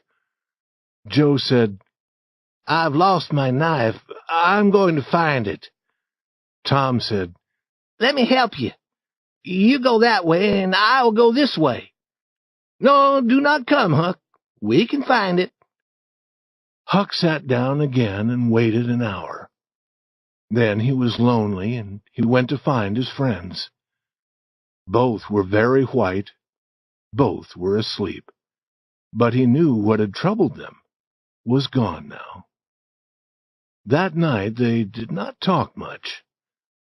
When Huck began to smoke, they said no, that something they had eaten made them feel a little sick. In the middle of the night, Joe opened his eyes and called to the other boys. There was a strange heaviness in the air, and it made them all afraid. The night was very hot, but they moved near to each other and near to the fire. Sitting like that, they waited. A sudden light filled the sky. It turned night into day, and then it was gone. A fearful noise rolled across the sky and slowly ended far away. A breath of cold wind passed. The sudden light appeared and went away again, and the noise that followed came sooner and was more fearful each time. A little rain began to fall. "Quick, boys, run for cover!" Tom shouted. They jumped up and ran, each toward a different place. A strong wind rushed through the trees. The bright light appeared and went away, appeared and went away again. The fearful noise seemed to never stop. And now a heavy rain came down and ran in streams over the ground. The boys shouted, but their voices were lost in the storm. After some time they came to the place where the old sail was and pulled it over them. It was a wild night for these boys. The wind caught the old sail and carried it away. Trees fell. The storm increased until they feared it might carry the island away. But the storm grew weaker and weaker, and peace returned. The boys found that their fire was not quite dead. They put some more wood on it, making it burn brightly again. They found some of their meat and cooked it. Then they sat by their fire until morning, talking of the night's adventure, because there was no dry place for them to sleep. When the sun began to shine, they rested in its warm light near the shore. There they remained, sleeping, until the sun became too hot. Then they had something to eat again. The desire for home was now strong in all of them. Tom tried to find a new game to interest them. He found one. They were not pirates now. They were Indians, and had many fierce battles. However, when the day ended, they smoked together, as Indians always did to show that they were at peace. And two of them learned joyfully that now they could smoke a little tobacco without being sick. Chapter 17. The Success of Tom's Plan. But there was no joy in the little town that same afternoon. The village was more quiet than usual. The people had little to say to each other. The children had no pleasure in their games. Becky Thatcher was walking near the school. She thought, "Oh, I wish I had not returned to Tom that bright, shining ball he gave me. I have nothing to help me remember him. He's gone now, and I shall never, ever see him again." She walked away with tears rolling down her face. Then a large group of boys and girls, friends of Tom and Joe, came to the school and stood looking over the fence into the yard where they had played together. They spoke of things Tom and Joe had said, and of things Tom and Joe had done. They tried to learn who was the last to see the two boys. The children who were the last to talk with Tom and Joe felt very important indeed. One boy, who also wished to feel important, said, "I had a fight with Tom Sawyer, and he was stronger than I was." But most of the boys could say that. The next morning the church bell did not stop as it usually did after calling the people to church. It continued to ring. The people from the village gathered. Outside the church they talked, but in the church all was very quiet. The little church was filled with people. After a long time Aunt Pauli entered, followed by Sid and Mary, and by the Harper family. All were wearing black clothes. The other people in the church stood up. They remained standing while the two families walked to the front of the church and sat down. It was quiet again. All prayed, and then a song followed. Now the church leader began to talk of the boys. He told how good they had been. People were sorry to remember that they had not seen the truth earlier when they had thought that these boys were bad. Tears were falling from all eyes. The sound of the church door opening slowly was heard. One pair of eyes, and then another, turned to look. Then all in the church seemed to turn at the same time, and people rose and watched while the three dead boys walked to the front of the church. Tom was first, Joe next, and last came Huck. They had been listening to every word. Aunt Pauli, Mary, and the Harpers put their arms around Tom and Joe. Huck stood alone, not knowing what to do. He started to move away, but Tom stopped him and said, "Aunt Pauli, this is not right. Some person must be glad to see Huck, and some person shall be. I am glad to see him, dear boy." She put her arms around him also, and now Huck felt more strange than before. "Sing, and sing your best," cried the church leader. And all the people did sing. There had never been such singing in that church. Tom Sawyer, the pirate, knew that no moment in his life could be prouder than this.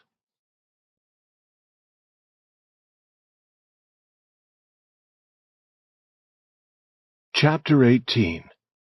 Tom's Wonderful Dream. That was Tom's great plan, to return home with the other pirates and go to the church to hear the people pray for their souls.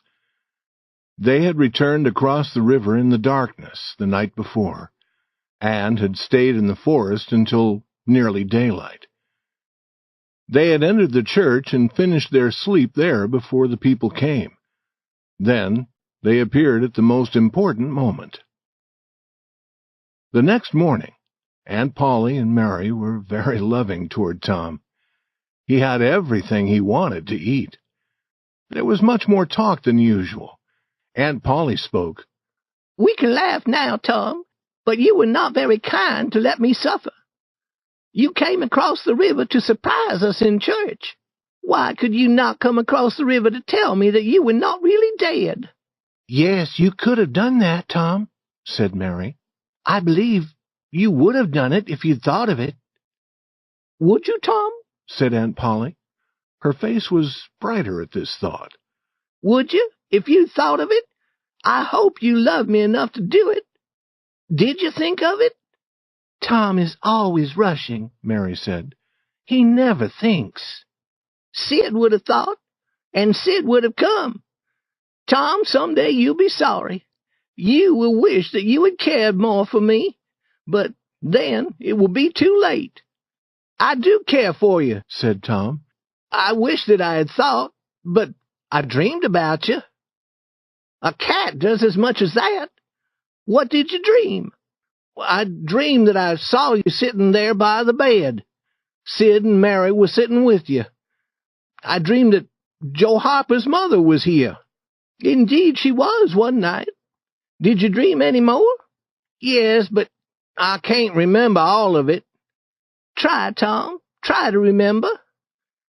"You said that the door must be open because you could feel the wind coming in. You said that was strange. And you told Sid—" "What did I tell Sid, Tom?" "You told him— you told him to close the door. And you were talking about me. I remember better now. You said that I was not bad. You said that I was only wild and full of life like any young animal. I never heard anything like this in all my life. And some people say that dreams are never true. Tell me more, Tom." And then you began to weep.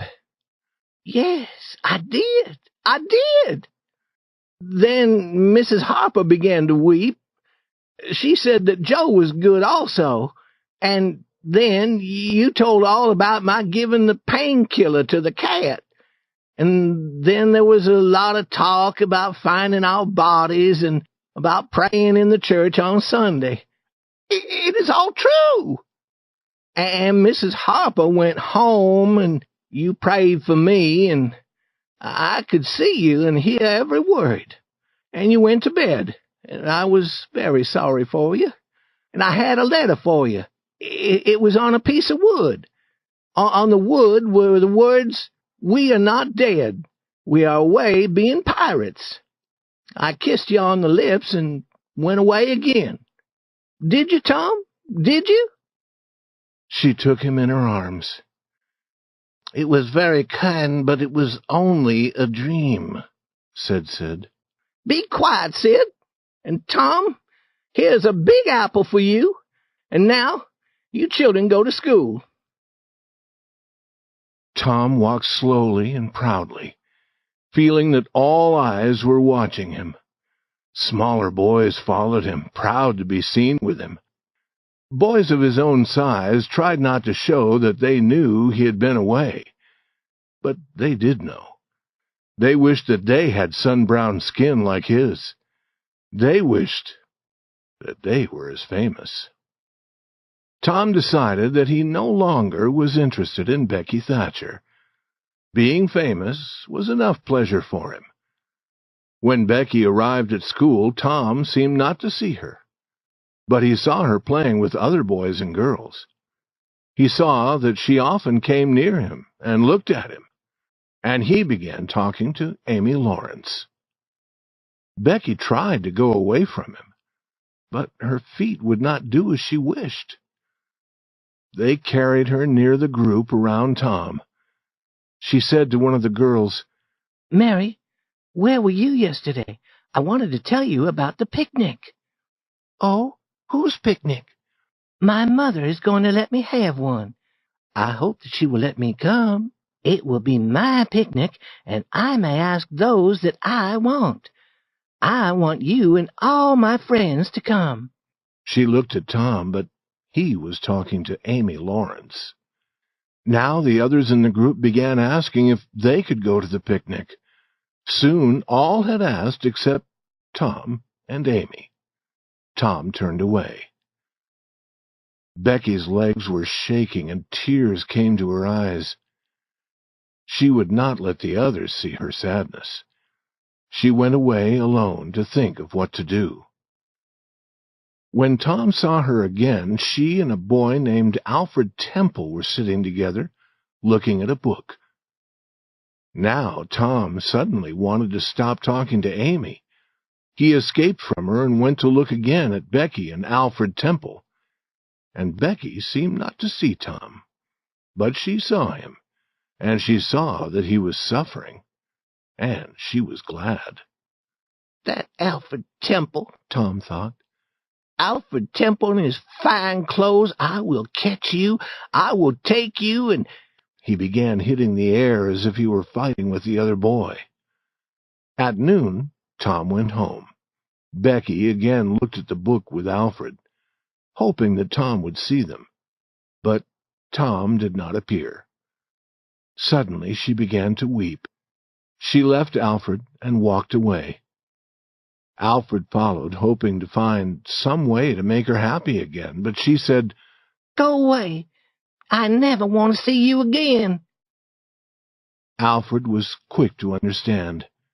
Becky had been trying to make Tom suffer. Alfred went into the school. He saw one of Tom's books and thought how he could hurt Tom. He opened the book to the page they were to study that afternoon. He destroyed the page in a manner that would make it seem that Tom had done it.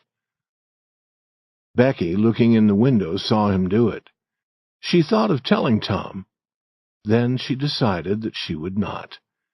She would let the school teacher beat Tom for what had happened to his book. Chapter 19. Tom Tells the Truth. Tom arrived at home feeling very sad, and his aunt's first words made him feel no better. "Tom, I ought to beat you. Aunt Pauli, what have I done? I went to see Mrs. Harper to tell her about your dream. Joe had already told her that you were here that night. Tom, I do not know what to think of a boy like you. I believed your story of your dream. I expected her to believe it. Why did you let me be such a fool? Aunt Pauli, I wish I had not done it. I did not think." "Oh, child, you never think. You never think of anything but yourself. You could think of enough to come here and laugh at our troubles. You could think to tell that story of a dream, but you could not think to save us from suffering. Aunt Pauli, I know that it was bad, but I did not plan to be bad. And I did not come here that night to laugh at you. I came to tell you that we were not drowned. I did not want you to be sad. Tom, I would be thankful to believe that, but I doubt that you had such a thought." "Yes, I did. It is the truth. I wanted to save you from being sad." "Then why did you not tell me, child? You began talking of Sunday and all the people praying for us in the church, and I began thinking about going there on Sunday, and I put my letter in my pocket and went away." "What letter?" "The letter to tell you that we were pirates. I wish now that you had opened your eyes when I kissed you." "Did you kiss me, Tom? Are you sure?" "Yes, I did, Aunt." "Why did you kiss me?" "Because I loved you, and you were weeping in your sleep, and I was sorry." The words sounded like the truth. The old lady said, "Kiss me again, Tom, and then go to school." When he was gone, she looked at his little coat. In the pocket she found his piece of wood with the writing on it. She read the words with tears falling from her eyes. Then she said, Now, I could forget anything bad that boy does. I could forget 1,000,000 bad things.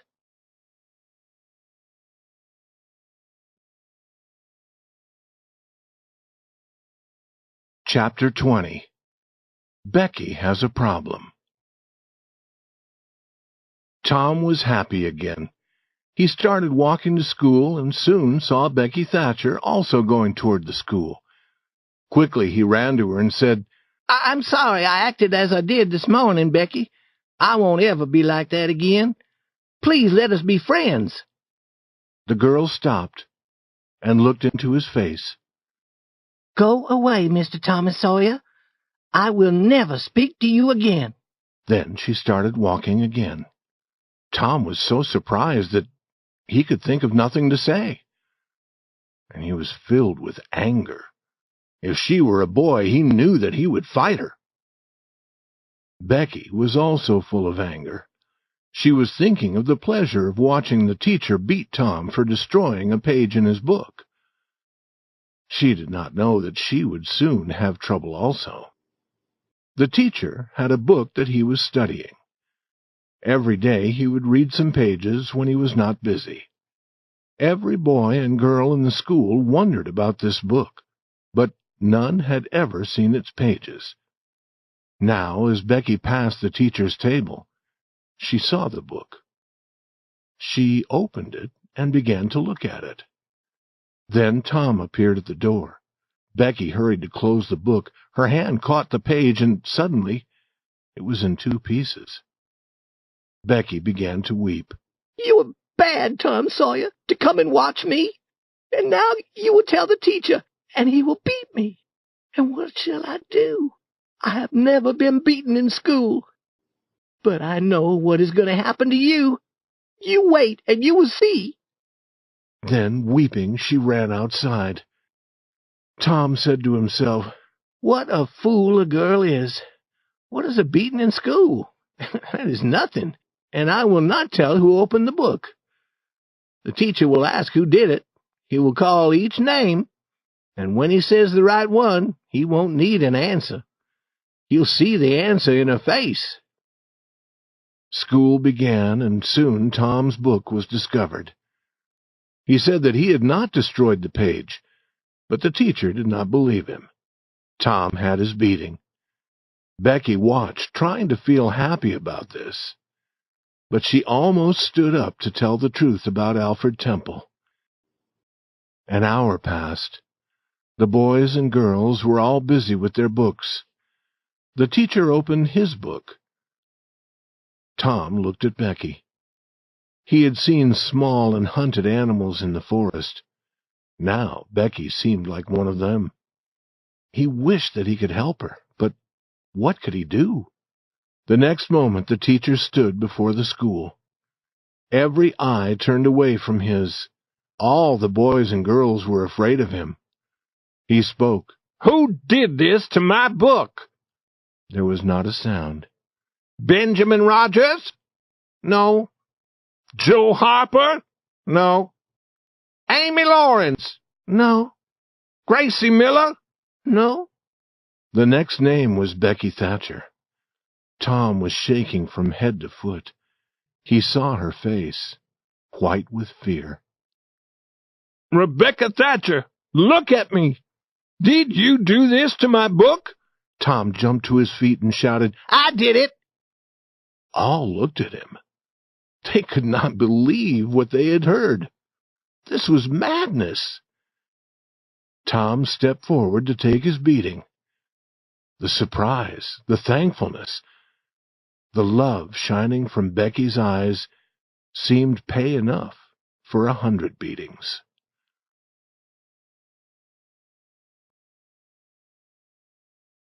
Chapter 21. Old Muff's Friend. Summer had come. For several months there would be no school. Tom discovered that the days were too long. He did not have enough to do. he decided to make a record of everything that happened. But nothing happened during 3 days.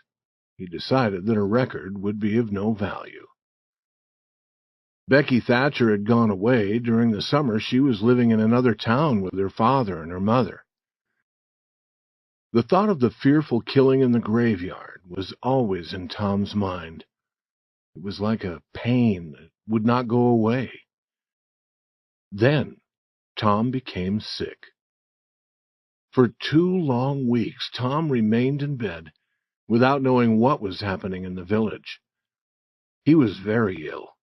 He was interested in nothing. Then he seemed to be better. But after a day, he was ill again. He was in bed for 3 more weeks. In the warm, sleepy village, something began to happen. A judge was coming to listen to the story of the killing in the graveyard. He would decide what to do about Muff Potter. Every person in the village talked of this. Tom could not escape from it. Every word made his heart beat faster. He was always afraid when people talked to him about it. He took Huck to a lonely place. He wanted to be sure that Huck had not told the story. Huck, have you told about that? About what? You know what. Oh, no, I have not. Never a word? Never a word. Why do you ask? I was afraid. Tom Sawyer, we would not live 2 days if that story was told. You know that. Huck, could any person make you tell? If I wanted that Indian Joe to drown me, they could make me tell. Good. I think that we are safe if we do not talk, but we should make another agreement. It'll be more sure. They made another agreement, as before, signed in blood. What is the talk that you hear, Huck? Talk? It is all Muff Potter, Muff Potter, Muff Potter. It makes me want to go where no one can see me. I hear the same talk. They're going to hang him. Do you feel sorry for him sometimes? Almost always. Almost always. He has never done anything to hurt any person. He only fishes to get some money so that he can get drunk. He is really good. Once he gave me a fish when he really did not have enough for himself. And he helped me at other times when I needed help. He helped me also, Huck. He helped me to catch fish. I wish that I could get him out of jail. We can't get him out, Tom. And if we did, well, they would catch him again. Yes, but I do not like to hear what they say, for he never did that. And I do not like it either, Tom. The boys talked for a long time, but it did not make them happy. As night came, they were near the little jail. Perhaps they hoped that something good might happen. But nothing happened. They went to the window and gave Potter some tobacco. They had done this before. He was always very thankful for their gifts, and his thanks always hurt them. This time the hurt went deeper when Potter said, "You've been good to me, boys, better than the others in this town, and I won't forget. I won't. Often I say to myself, I was good to all the boys. I showed them where the good fishing was. I was their friend when I could be a friend. And now they forget old Muff and his trouble. But Tom does not forget, and Huck does not. They do not forget him, I say, and I won't forget them. But, boys, I did a fearful thing. I was drunk. That is the only way that I can explain it. Now I must hang for it, and that is right. It is best also. I hope that it is. But we won't talk about that. I won't make you feel sad. You've been my friends. But what I want to say is this. Never get drunk. Then you won't ever be where I am now, Stand where I can see you. It is a pleasure to see friendly faces when a man is in trouble like this. You're the only ones who come here. Good, friendly faces. Good, friendly faces. Now stand on each other's shoulders and let me touch your faces. Good. Let me touch your hands also. Little hands and weak, but they could have helped Muff Potter, and they would help him more if they could. Tom went home feeling very, very sad. His dreams that night were full of fearful things. During the next 2 days, he went to the town meeting house. The judge was there listening to the story of the killing. Tom wished to go into the meeting house to hear what was happening, but he forced himself to stay outside. Huck was having the same experience. They were careful not to meet each other. They would go away from the meeting house, but soon they would return. Tom listened when people came out. The news was always bad. At the end of the second day, people said that Indian Joe's story never changed. There was no doubt what the judge would decide. Tom was out late that night, and he entered the house through the window. He could not sleep for several hours. All the people in the village went to the meeting house the next morning. This was to be the important day. Potter, who appeared to have no hope, was brought in. All eyes were turned to him, and Indian Joe was there too. Then the judge arrived. Now a man was asked to tell what he knew about the killing. He said that he had found Muff Potter washing his hands in a stream. It was very early on the morning after the killing. Another man was asked to tell his story. He told about finding a knife near the doctor's body. Then a second man spoke about the knife. He knew that it belonged to Potter. A man who had studied law sat beside Muff Potter. He was there to help Potter. But he asked no questions as these men told their stories. It seemed strange. Was he not trying to prove that Potter had not killed the doctor?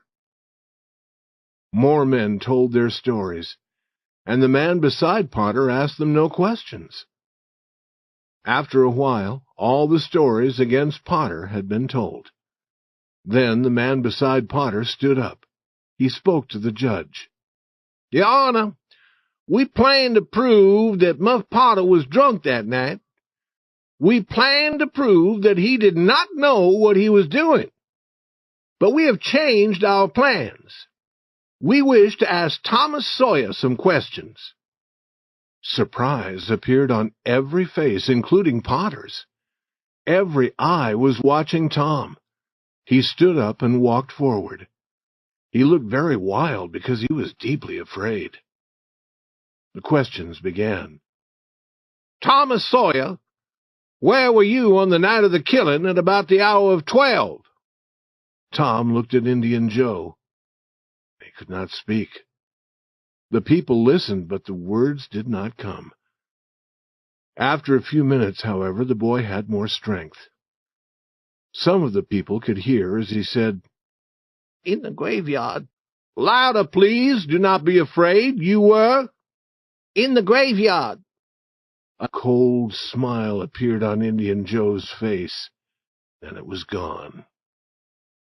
"Were you near Hoss Williams' grave?" "Yes." "Louder, please. How near were you?" "As near as I am to you." "Could you be seen?" "No. I was behind the trees at the edge of the grave."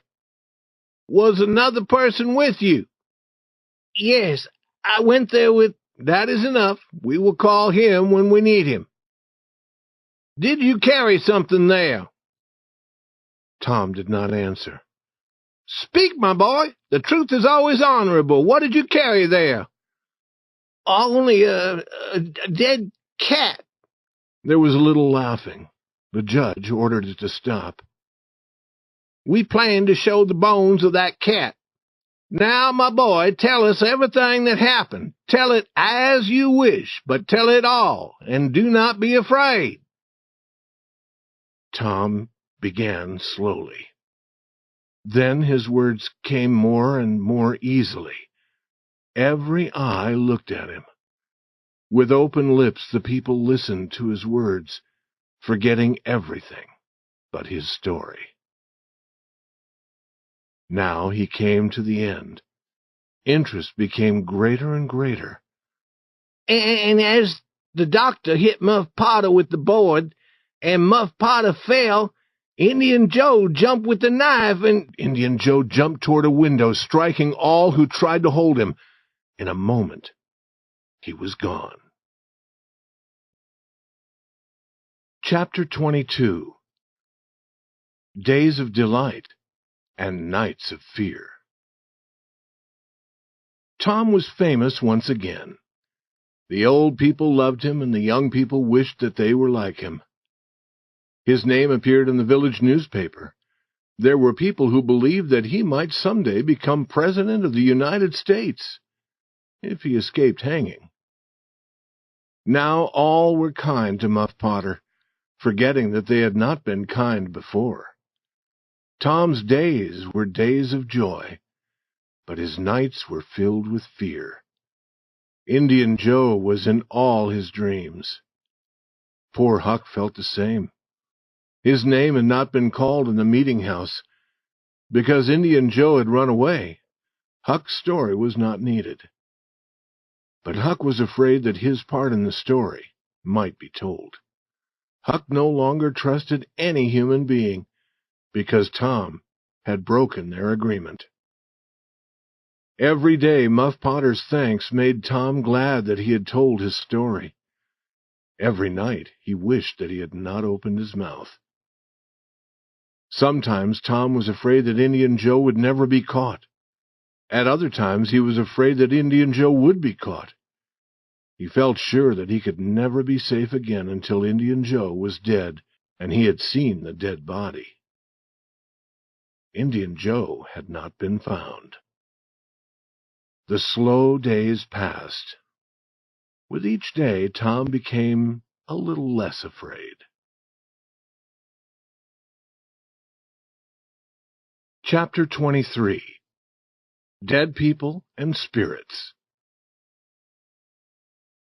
There comes a time in every boy's life when he wants to hunt for gold and silver that pirates have put deep in the earth. This desire suddenly came to Tom. He tried to find Joe Harper, but failed.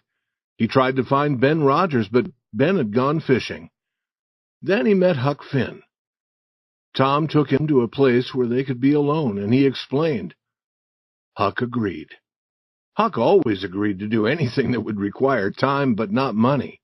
He had no money, but much time. "Where?" said Huck. Almost anywhere." "Do you mean that there's money in the ground everywhere?" "No, it is in very special places, Huck. Sometimes on islands, sometimes in old boxes under the end of a dead branch of an old tree, but mostly under the floor in a house where the spirits of the dead gather." "Who puts it there?" "People who take it away from other people." "Why do they put it in the ground? If I were rich, I'd spend the money and enjoy it." "I would too, but these people are different." "Do they never return to get it?" "Nope. They think that they will, but they forget where it is, or they die." "How are you going to find it, Tom? Where will you look?" "We tried hunting for gold on the island when we was pirates. I know where there's a house full of spirits, and there are old trees with dead branches everywhere." "Is there gold and silver under every dead branch?" "No, that would not be possible." "How do you know which one to choose?" "Choose all of them." "Tom, we shall be working all summer." "What is wrong with that? We might find $100 or valuable stones like diamonds. How'd you like that?" Huck's eyes were shining. "Give me the $100 and you can have the valuable stones like diamonds. Have you ever seen a diamond, Huck? I do not remember that I have. Kings have diamonds, and I've heard that some of them are worth $1 or more. Kings have hundreds of them. I do not know any kings, Tom. If you go to Europe, you'll see them jumping around. Do they jump? Jump? No. Why did you say that they jumped? Oh, I mean that you'll see kings everywhere. Not jumping. Why should they jump? But you will see many of them. The boys got some gardening things used for making holes in the earth. Then they walked 3 miles to an old tree with a single dead branch. They were very hot, and they sat in the shade of another tree to rest and smoke. Tom said, Huck, if we find some money, what will you do with it? Spend it before my father takes it and spends it. What will you do with yours? I will get married. Married? Tom, you would be a fool. Think of my father and mother. Fight. They were fighting all the time, I remember. The girl I marry won't fight. Tom, they're all the same. Who is she? I won't tell you now. If you marry, I will be more lonely than I am now. No, you won't. You will come to live with me. Now, we must start working. They worked for half an hour. They found no box of money in the hole that they were making. They worked for another half hour. Then Huck said, Is the money always so deep in the ground? Not always. Perhaps this is not the right place. They began on the other side of the tree. They worked without talking for a while. Then Huck stopped to dry his face and said, Where do we try next? There's an old tree on Cardiff Hill behind Miss Douglas's house. That might be a good place. But won't she take the money away from us? It is her land. If you find money in the ground, it belongs to you. It does not belong to the owner of the land. That was fine. The work continued. After a while, Tom said, We must be in the wrong place again. Oh, I understand. What a fool I was! We must know where the shade of the dead branch is under the light of the moon in the middle of the night. That is where we must hunt for the money. The boys stopped work and returned to the tree that night. It was a lonely place. They talked little. When they felt that the right hour had come, they found the shade in the moonlight under the branch and began to work. Their interest was strong. They worked fast. The hole grew deeper and deeper. But every time they found something hard in the earth, it was only a rock. After a while, Tom said, Huck, we are wrong again. We can't be wrong. We saw the shade of the branch. But perhaps the time was not right. We guessed. We did not know. We should stop trying, Huck said. We never know the right time, and I do not like the middle of the night with spirits of dead men around. I feel that there is one behind me all the time, and I'm afraid to turn. I feel the same, Huck, and they almost always put a dead man in the hole to guard the gold and silver. They do? Yes, they do. I've always heard that. Tom, I do not like to be where there are dead people. They will certainly cause trouble for us. And I do not like it. Suppose this one should lift his head. He's only bones now. Suppose his bones should speak to us. Stop that talk, Tom. That is a fearful idea. Huck, I do not like this place. We can try another. Where? The old house where the spirits gather. Tom, I do not like spirits or their houses. Dead people may speak to us, perhaps, but they won't come quietly behind us as spirits do, and then suddenly make fearful noises. But, Huck, spirits travel only at night. We can go to the house in the day. That is true. But people never go near that house in the day or the night. That is because a man was killed there. But nothing is seen except in the night, and then only blue lights are seen. When you see those blue lights, Tom, you know that spirits are near, because only spirits use them. I agree to go to the house if you want to, but I do not think that it is safe.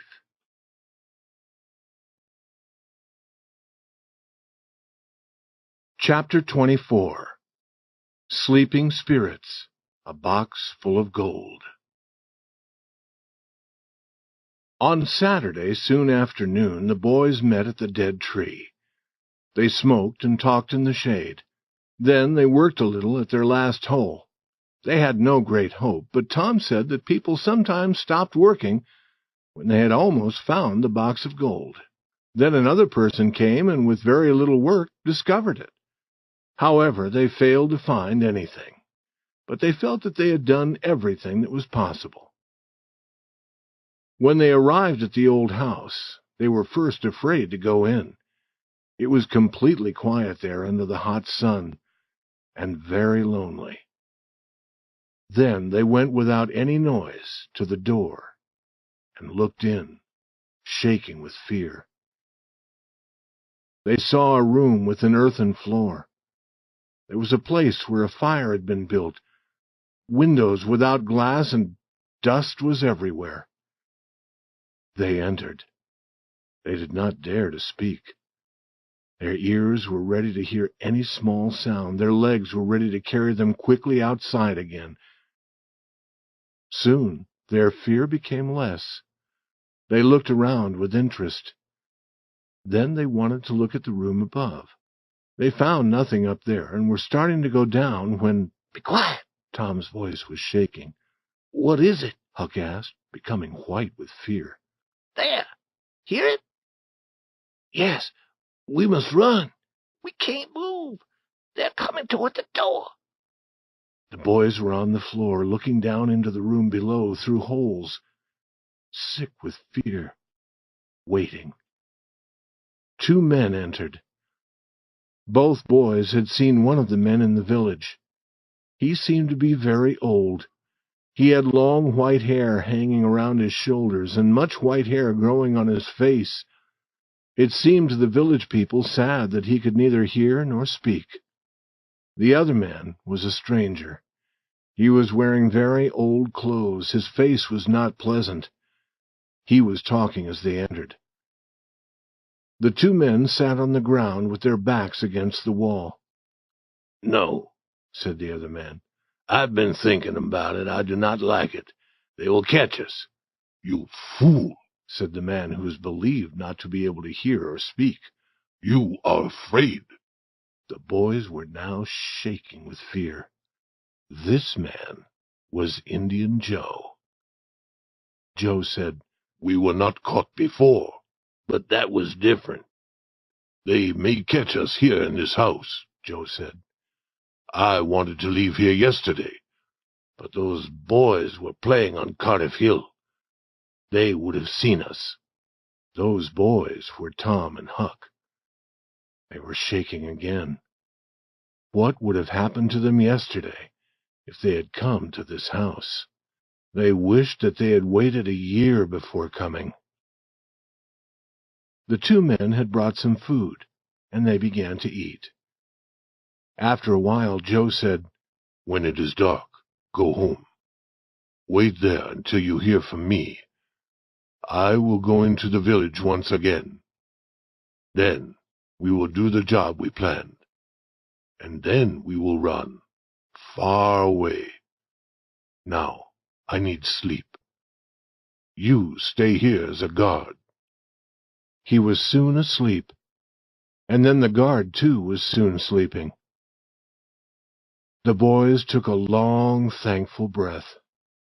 Tom said, "Now's our chance. Come." Huck said, "I can't. I would die if they opened their eyes." He would not move, and Tom started to leave alone. But the old floor made so much noise that he stopped, almost dead with fear. Slowly time passed until the sun was going down. Indian Joe sat up and called the other. He said, "It is almost time for us to be moving. What shall we do with our money? Shall we leave it here until we're ready to run? 600 silver dollars is heavy to carry. We can put it in the ground, deep." His friend agreed. He went to the place where the fire had been built, raised one of the big stones from the earthen floor, and took out a big bag of money. The boys began to forget their fears.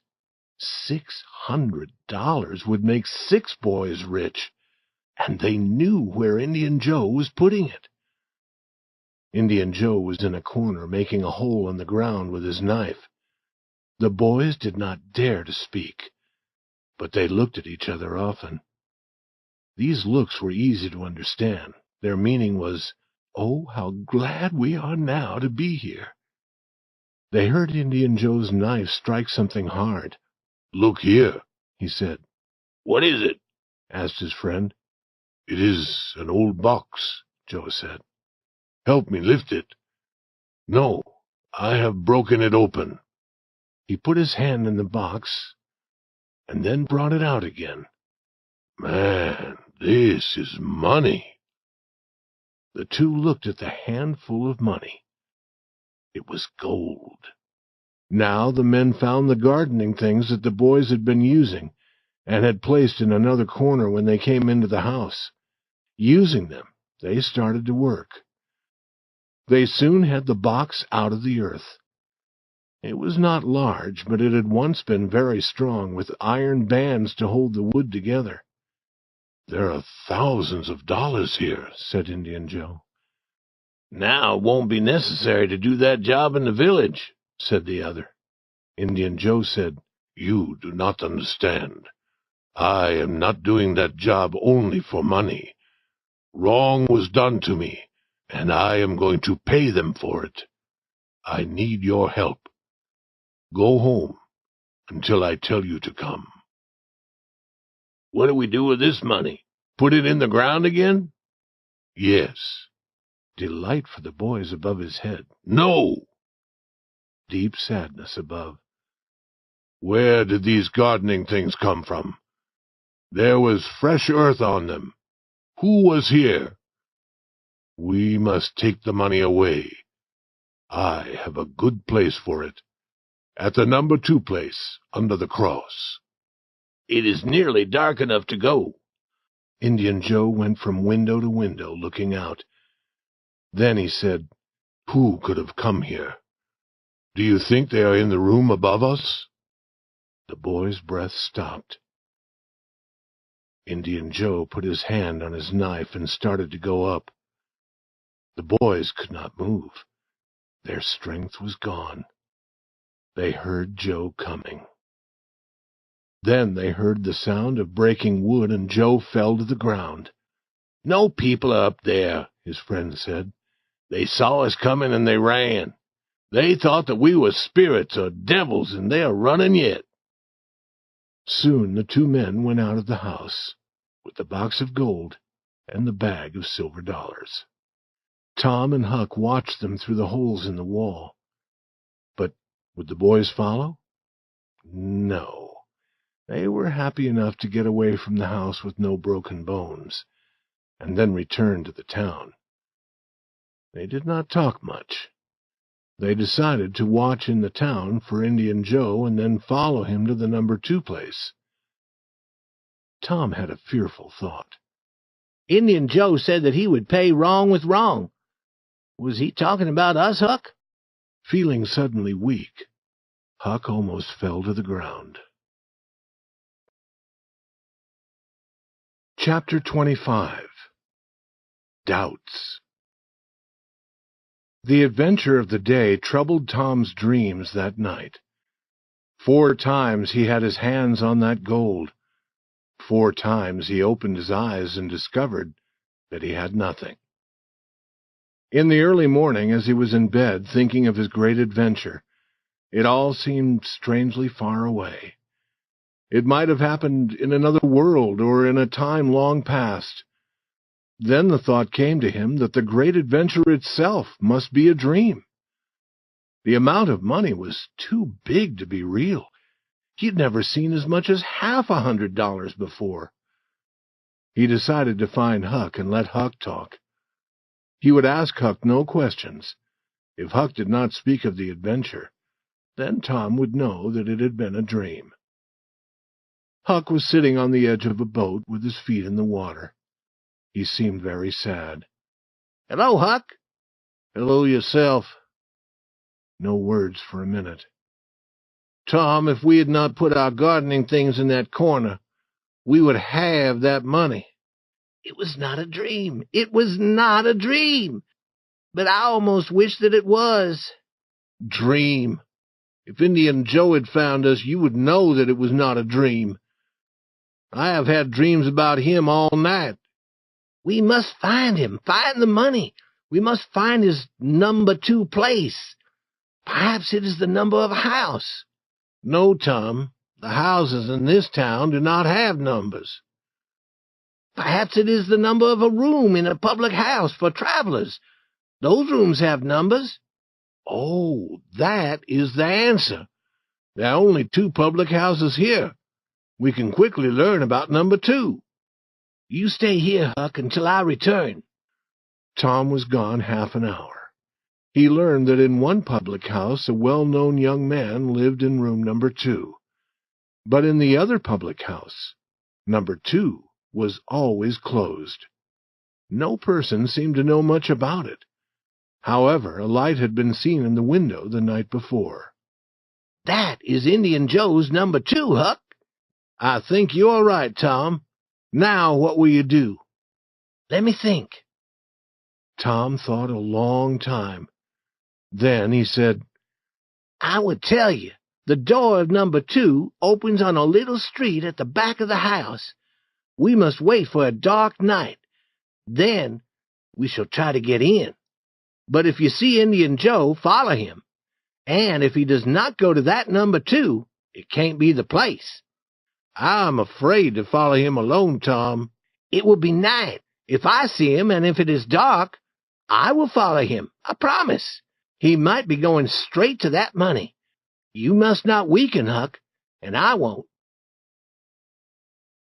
Chapter 26.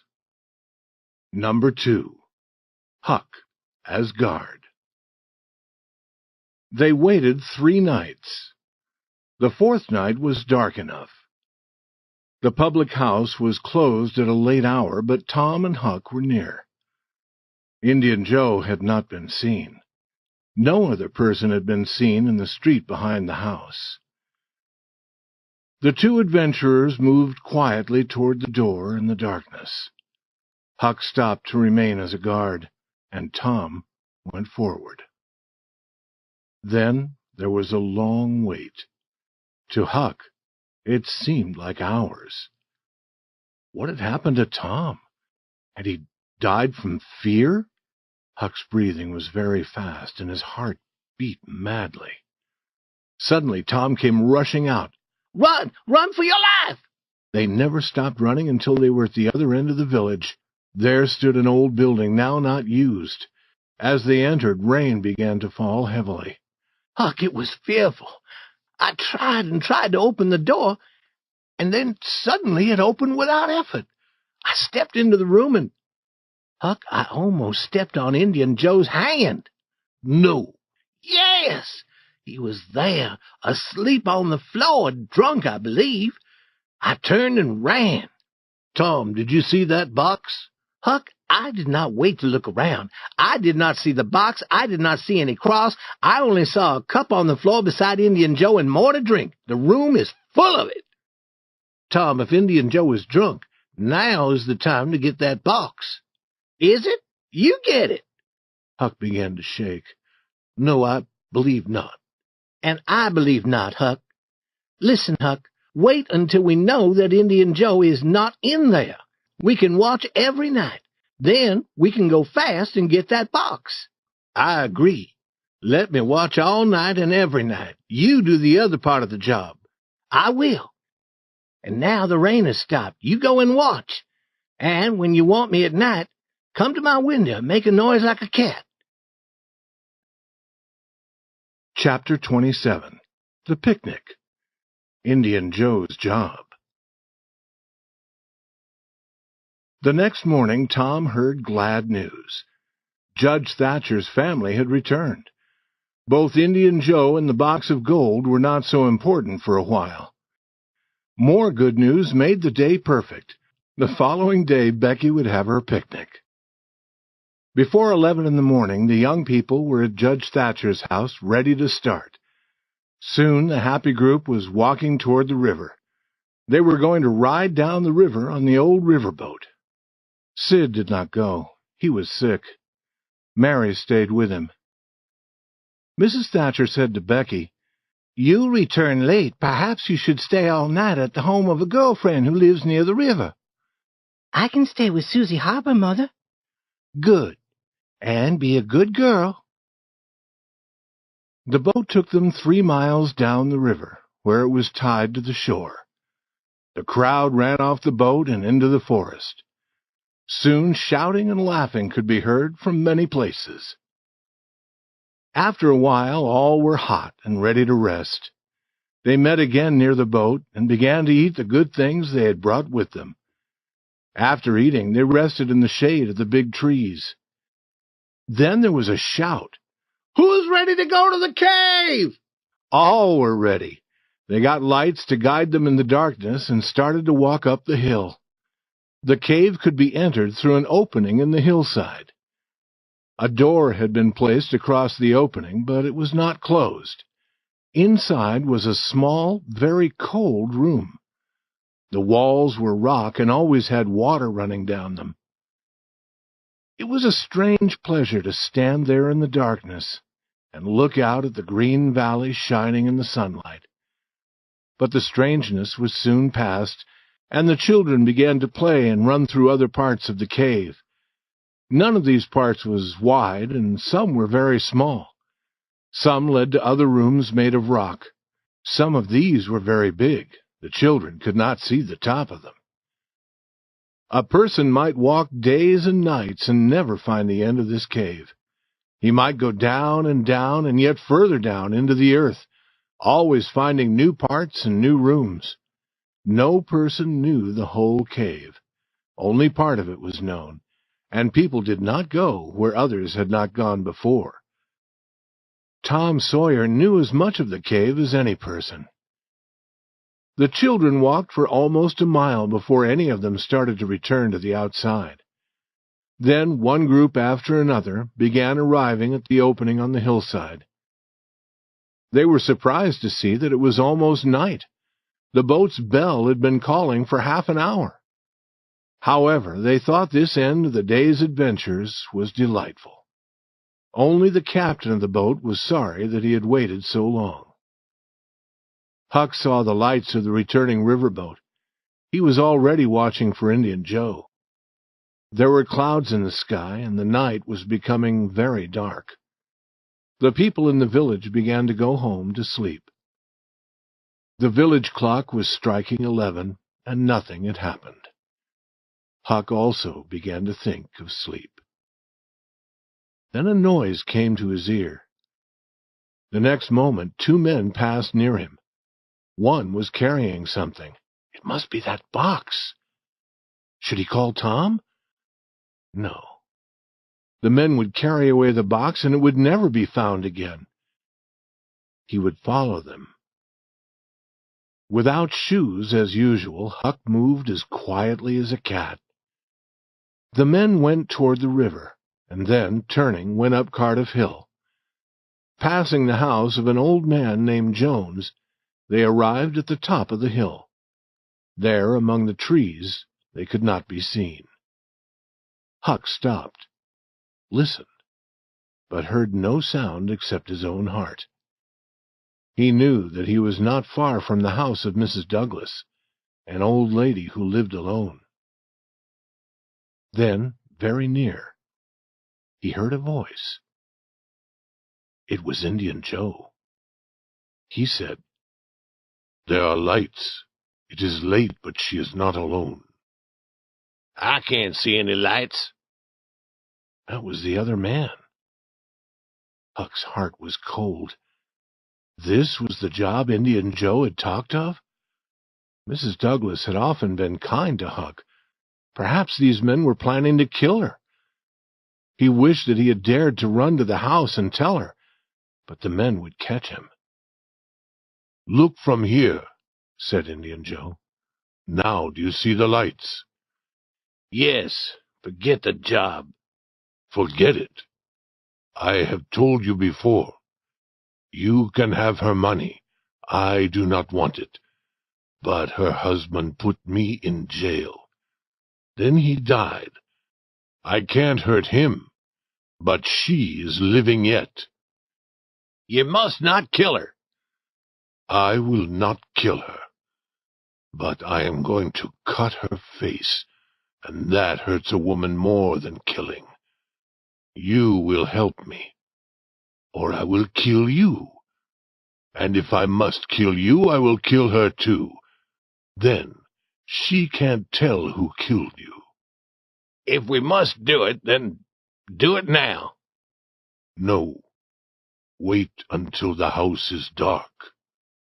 Huck knew that all would be quiet, and the quiet would be more fearful than the talk of killing.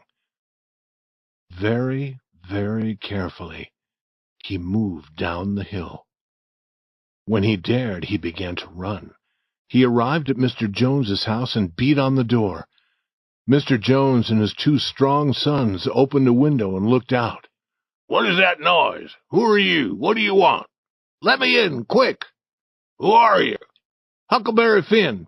Quick, let me come in." "Huckleberry Finn, indeed. Is that a name to make me open a door? But let him come in, boys. What does he want?" "Please never tell that I told you," were Huck's first words. "I would surely be killed, but Mrs. Douglas has been a good friend to me. I want to tell you." "Speak," said the old man. "We will never tell, boy." 3 minutes later, the old man and his sons, carrying guns, were going up the hill. Huck went only part of the way.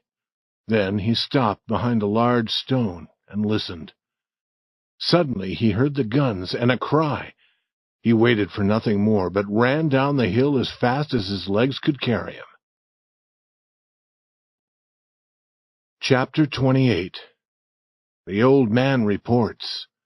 Hope begins to weaken. The next day was Sunday. In the very early morning, Huck called gently at the old man's door.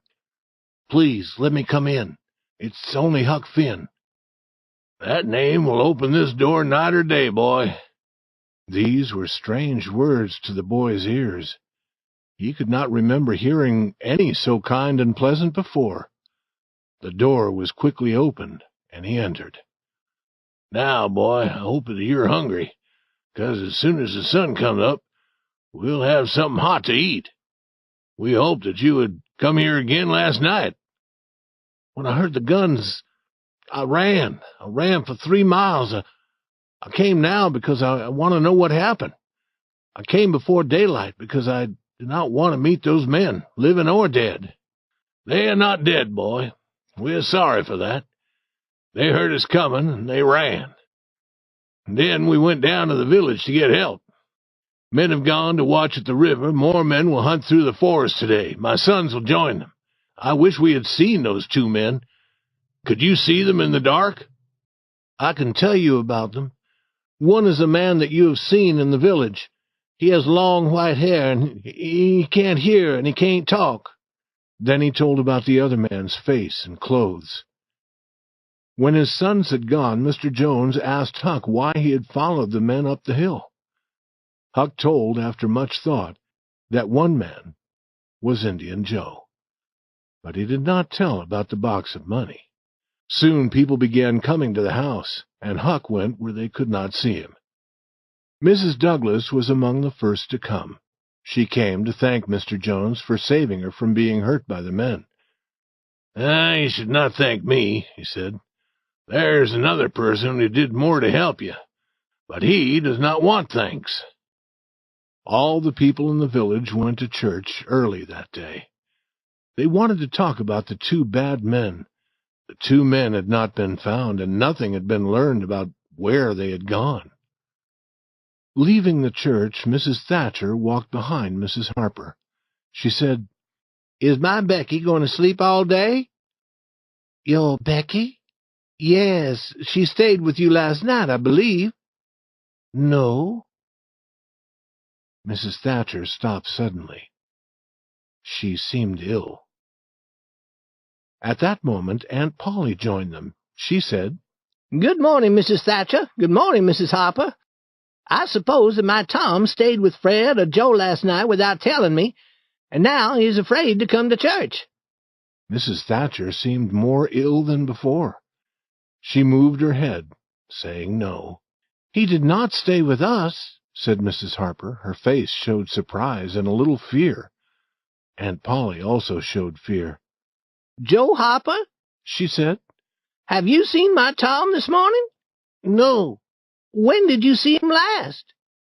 But Joe could not remember. People had stopped moving out of the church. The story traveled quickly among them. Children were questioned. No child could remember seeing Becky and Tom on the returning riverboat. It was dark then. No person had thought of counting the group. A young man now said that Tom and Becky might be lost in the cave. Mrs. Thatcher closed her eyes tightly. Aunt Pauli began to weep. Within 5 minutes, bells were ringing and all the people were gathering. What had happened at Mrs. Douglas's house was not important now. In half an hour, 200 men were going either by river or by road toward the cave. Through the long afternoon, the village seemed dead. Many women went to visit Aunt Pauli and Mrs. Thatcher. They wept with them, and that was more help than words. Through the long night, the town waited for news. But in the morning, only this news came: send more food and more lights. Mrs. Thatcher was almost ill, and Aunt Pauli also. Old Mr. Jones came home from the cave at noon and discovered that Huck was sick. Mrs. Douglas came to care for him. Other men began to return from the cave, but the stronger men continued their hunt. They visited the far parts of the cave. They shouted, they shot guns, but they had no answer. Often a light would be seen far away, and they would think that the children were found. But the light always belonged to another of the hunters. The names Becky and Tom were found marked on a rock, and the string that had tied Becky's hair was found. 3 days and nights passed. Huck asked about Tom Sawyer. Mrs. Douglas said, "Quiet, child, you must not talk. You are very sick." She began to weep. There were not many now with enough hope or strength to continue hunting for Tom Sawyer. Chapter 29. Lost in the Cave, Found but Not Saved. Tom and Becky had started through the branching cave with the other children. Then they had had enough of the games with the others. They had walked farther, talking and reading the writing on the walls. People had put their names there. Tom and Becky also put their names on the wall. They came to a place where a small stream of water fell over the rocks. Tom went behind the waterfall to let his light shine through for Becky's pleasure. Behind this waterfall, Tom found an opening leading down, and he wanted to discover where this branch of the cave went. He made a mark on the wall to guide their return and started down, with Becky following. They continued farther and farther, making marks where they turned into a new branch, and discovering many wonderful new parts of the cave. One great room was full of hundreds of bats, which were hanging asleep on the walls. When the children entered, the bats came flying at the lights, and the children ran. They came to a dark lake and sat down at the edge. Now, for the first time, they felt the deep quiet of the place. Becky said, "It is a very long time since I heard the others." "Becky, we are far below them, and far north or south or east or west. We can't hear them here." Becky was afraid. "We should return. Can you find the way, Tom?" "I think that I can. But there are those bats. A different way would be better. We must not get lost. It would be fearful." They started, but every turn now seemed strange. Becky's tears began to fall. They stopped. Tom shouted. The answer was a deep quiet. It increased Becky's fear, and Tom began now to feel afraid. Becky said, "We must return to the lake, and then go through the room full of bats. It would be better than being lost." But Tom said, "Becky, I've been a fool." He had not remembered to make any marks. He had not expected to return to the lake. Tom, we are lost. We are lost. We never can get out of this fearful place. Oh, why did we leave the others?" She dropped to the ground and wept so loudly that Tom feared that she might die. He sat down beside her and put his arms around her. He said that he was sorry. He said that he should never have brought her so far into the cave. Then she said that she also had been wrong. They had both been wrong to come so far. They started to walk again. Each had a light. Now they decided to use only one light and save the other. They walked until they could go no further without resting. They talked of home, and their friends, and their beds, and they talked of sunlight. Becky's tears started again, and then she was asleep. Tom watched her. Slowly her face grew peaceful, and then he felt some peace. She opened her eyes, laughing, but suddenly the laugh ended. "Oh, I wish that I had never opened my eyes again. Oh, Tom, do not look at me like that. I shall not say that again." "We are going to find the way," Tom said. "We are going to try." They rose and started to walk, hand in hand, and without hope. Tom said that they must go quietly and listen for falling water. They found it, and sat down to rest again. Becky said, "Tom, I'm very hungry." Tom had saved a piece of the picnic cake. He took it from his pocket and divided it. They had cold water to drink. After eating and drinking, Becky was ready to move again. But Tom said, "Becky, I must tell you, our light is almost finished. We must stay here, where there is water." Again Becky wept. Then a new thought came to her. "Tom, they will hunt for us. Perhaps they are hunting for us now. When would they discover that we were not with the others? On the boat? It'll be dark on the boat, but your mother will know that you have not come home." Now Tom learned that Mrs. Thatcher did not expect Becky to return home that night.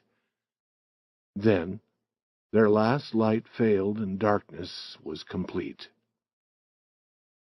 Becky wept a long time in Tom's arms.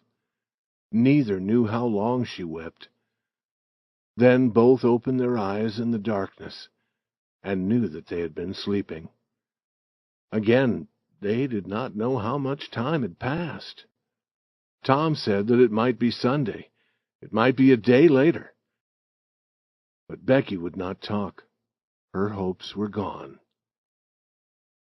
The hours passed. They were hungry again.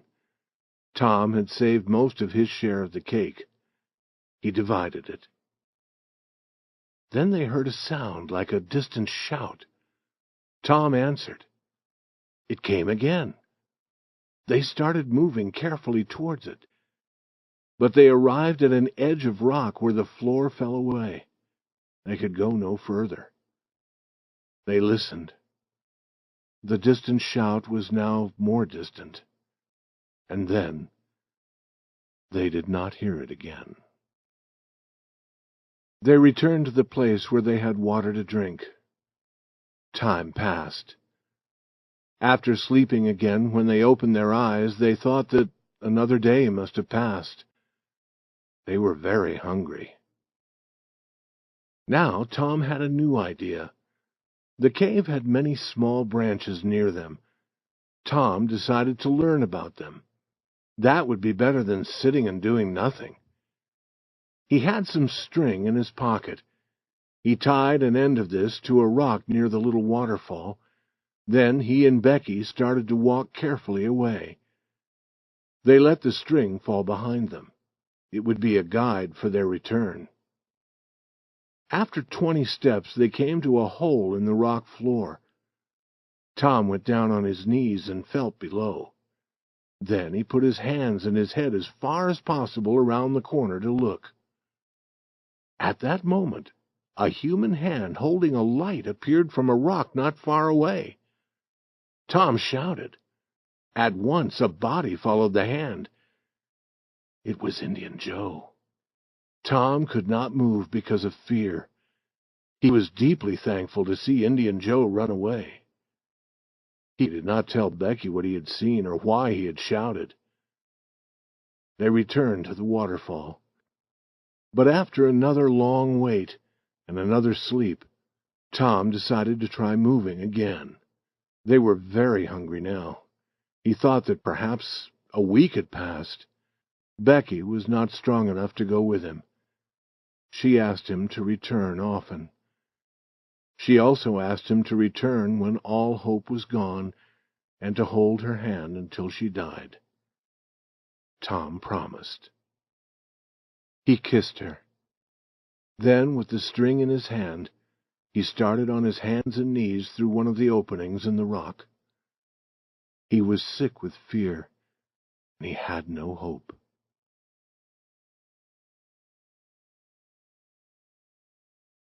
Chapter 30. Tom tells the story of their escape.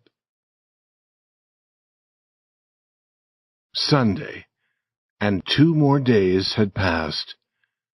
Few of the men continued their hunt in the cave. Most of the people believed that the children could never be found. Mrs. Thatcher was very ill. Aunt Pauli's hair had changed from gray to white. Then, in the middle of the night, the village bells began to ring. In a moment, the streets were filled with people shouting, "They are found! They are found! They are found!" All moved toward the river and met the children as they were carried home. Aunt Pauli's happiness was complete. Mrs. Thatcher's happiness would be complete when the news reached her husband. He was yet in the cave continuing the hunt. Tom lay on a bed telling the story of his wonderful adventures. They had gone in one direction as far as the length of the string.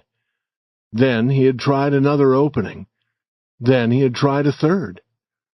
He was ready to try another when he saw a distant light. He thought that it was daylight. He dropped the string and ran toward it, and put his head out through a small hole. And there was the great river on which the boat had brought them to the picnic. He told how he then returned for Becky. She did not believe him. She told him to let her die. But after a while she went with him. When she saw the daylight, she almost died of joy. He told how he got himself through the hole, and then helped her. They saw some men in a boat and shouted.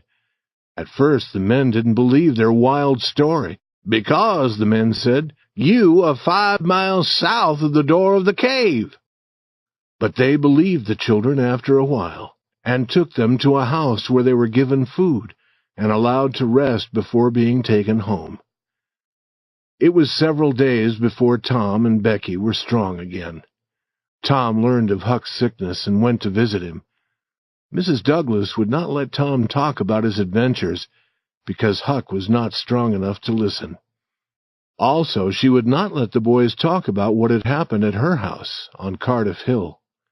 Tom learned about that at home. He heard also that the other man, who had been with Indian Joe, had been found in the river. He had drowned while trying to escape. About 2 weeks later, Tom visited Becky at home. Judge Thatcher and some friends were there. They asked Tom if he wished to go into the cave again. Tom said yes. "Others might wish to go also," the judge said, "but I had that door covered with iron, and it is closed. It can't be opened. No person will get lost in that cave again." "Oh, Judge," Tom said, "Indian Joe is in the cave." Chapter 31. What Happened to Indian Joe? A Return to the Cave. The news spread. In a few minutes, men were in boats on their way to the cave. Tom was in the boat with Judge Thatcher. When the door was opened, their eyes saw a sad sight. Indian Joe was on the ground, dead. Tom's experience in the cave made him understand Indian Joe's sufferings. But a heavy weight of fear had been lifted from Tom's heart. The next morning, Tom and Huck had an important talk. Now Huck told Tom about following Indian Joe up the hill to Mrs. Douglas's house. This part of the story was new to Tom. "And Indian Joe came from number 2 in that public house," Huck said.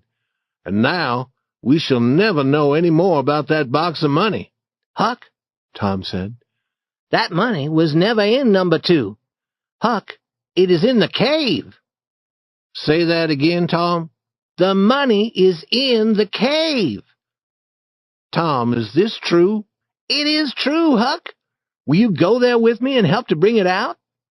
"I will if I can go to the cave and not get lost." "Are you strong enough?" Tom asked. "I can't walk more than a mile, Tom." "It is 5 miles, Huck, for any other person, but I know a shorter way. I'll take you there in a boat. It'll be easy for you." "I want to start now, Tom." Tom agreed. "We want some bread and meat and our tobacco, and 2 bags, and some string and some lights." They took a friend's boat, and about noon the boys started their journey. Tom knew where to stop. They pulled the boat up on the shore. "Huck, the hole is near. Try to find it." Huck tried and found nothing. Then Tom proudly took him among the trees and said, "Here it is." The boys entered the hole. Tom was leading. They tied their string to a rock to guide their return. A few steps took them to the little waterfall, and Tom felt his whole body shaking. He told Huck that this was where he and Becky had been when they were lost. The boys were quiet now. The stillness and the darkness were heavy on their hearts. They continued walking, and soon they came to the place where the floor seemed to end. With the light they could see that they were on a hill leading to another rock floor below. Tom said, "Now I will show you something, Huck." He held his light high. "Look as far as you can around the corner. Do you see that? On the big rock? Tom, it is a cross. That is where I saw Indian Joe, Huck. And where's number 2? Remember what he said? Under the cross." Huck said in a shaking voice, "Tom, I want to go away from here." "What, and leave the money?" "Yes, leave it. Indian Joe's spirit is there." "No, Huck. His spirit is near the door where he died. That is 5 miles away." "No, Tom, it would guard the money. I know about spirits, and you do also." Tom began to think that Huck was right. But then he had a different thought. "Huck, his spirit would not be near a cross." Huck agreed. "Tom, I did not think of that, but it's true. We must go down there and find the box." It was not easy to go down the hill of rock to the floor below. Tom went first, and Huck followed.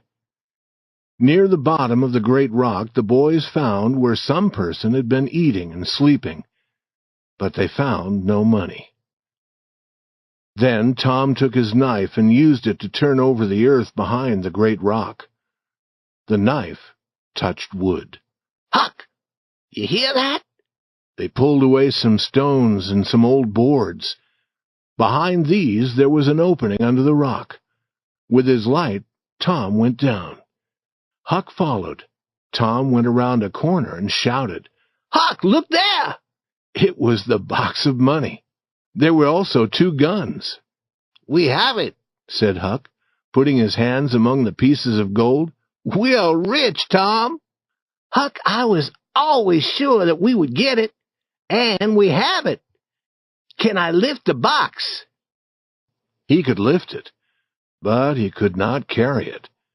They put the money in their 2 bags and carried it up from the hole under the rock. Now we want the guns, said Huck. No, Huck, leave them there. We'll return and use them some other time. I think it is late, and I am hungry. We can eat and smoke outside in the boat. After eating and smoking, they returned up the river. It was dark when they arrived at the edge of the village. Huck, said Tom, we will take the money to Mrs. Douglas's house. I know a place near there to leave it tonight. Tomorrow morning we can count it and divide it.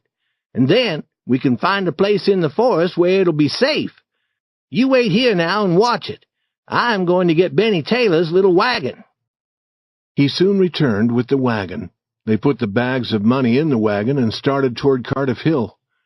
Near Mr. Jones's house they stopped to rest. Mr. Jones came out. Who is there? He said. Huck and Tom Sawyer. Come with me, boys. They're all waiting for you. Let me pull your wagon. It is very heavy. What do you have in it? Nothing of value, I'm sure of that. Boys will always work for things of no worth. Hurry now. The boys wanted to know why they should hurry. You will learn when you arrive. Soon they were entering Mrs. Douglas's house, leaving the wagon near the door. All the important people of the village were there. The Thatchers were there, the Harpers, Aunt Pauli, Sid, Mary, and many more. All were dressed in their best clothes. Tom and Huck were covered with earth from the cave. Aunt Polly's face was red when she saw Tom's face and clothes. Mrs. Douglas took the boys to a bedroom and said, Wash and dress now. Here are new clothes for both of you. Come and join the others when you are ready. Chapter 32. Mr. Jones's surprise fails. Huck said, Tom, we could run away. We could go through the window. Why do you want to run away? I can't join that crowd, Tom. Oh, that is nothing to be afraid of. I will take care of you. Sid appeared. Sid, why are all these people here? Old Mr. Jones has a surprise. But it won't surprise many people. Most of us know it already. What is the surprise, Sid? It is about Huck following Indian Joe and the other man to this house. But it won't be a surprise. You'll see, he laughed. Some person told about it. Tom said, You told. There is only one person in this town who would destroy a good surprise. You. Now go away, or I'll throw you out of this room. Some minutes later, Huck and Tom were eating at a big table with the others, when Mr. Jones stood up to speak. He told the story about Huck. It was true that it did not seem much like a surprise, but people tried to seem surprised. Mrs. Douglas thanked Huck again and again. She said that she would give Huck a room in her house and send him to school, and that later she would give him money to start a business. Tom said, Huck won't need it. He is rich. People tried not to laugh. Tom said, Huck has money. Perhaps you do not believe it, but he has. I can show you. He ran outside. "What is Tom doing now?" said Aunt Pauli. "I never can understand that boy." Tom entered carrying the heavy bags. He opened them and let the yellow gold fall out on the table.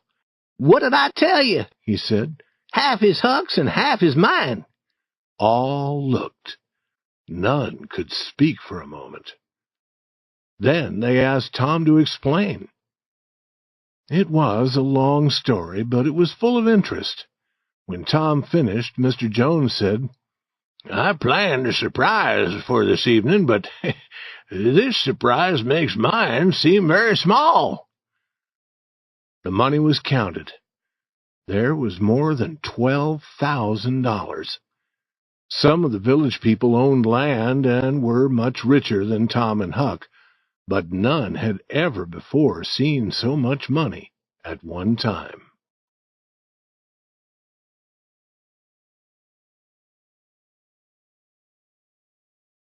Chapter 33. New Adventures Planned. Tom and Huck's money was a great wonder in the poor little village. You may be sure of that. It was not easy to believe that the money was real. People talked and talked about it. People went hunting for more money. Boys went, and men went also. They hunted in every old lonely house. All watched Tom and Huck and listened to them. Every word they spoke had become important. The village newspaper had a story about them. Mrs. Douglas put Huck's money in a bank. Judge Thatcher did the same with Tom's. Each boy had money to spend now. He had almost $1 for every day of the year. In those days, $1.25 a week was enough to buy a boy's food and clothes and to pay for his schooling. Judge Thatcher had a good opinion of Tom. He said that only a very wise boy could have brought Becky out of the cave safely. He expected Tom to become a great man. Huck Finn's life had changed. His sufferings were almost too great for him. Mrs. Douglas had taken him to her home. She kept him clean. He must sleep every night in a clean bed. He must eat like a gentleman. He must go to church. He suffered for 3 weeks, and then the next day he was gone. Mrs. Douglas and all the people in the village tried to find him. They were afraid that he had drowned in the river. Early on the 3rd morning, Tom Sawyer went to an old building outside the village. He found Huck. Huck had been sleeping behind the building. He was lying there now, happily smoking. He was covered with dust, his hair was wild, and he was wearing his old clothes. Tom asked him to go home to Mrs. Douglas. Huck's face became sad. "Do not talk about it, Tom. I tried it. It is not for me. She is good to me and friendly, but I can't live with her. I must get up at the same time every morning. I must wash. I must sleep in the bed. I must wear those good clothes. I can't move in those clothes. I can't sit down. I can't lie down. I can't roll on the ground in them. I must go to church. I must wear shoes on Sunday." "We all live like that, Huck." "Tom, I'm different. I can't live like that.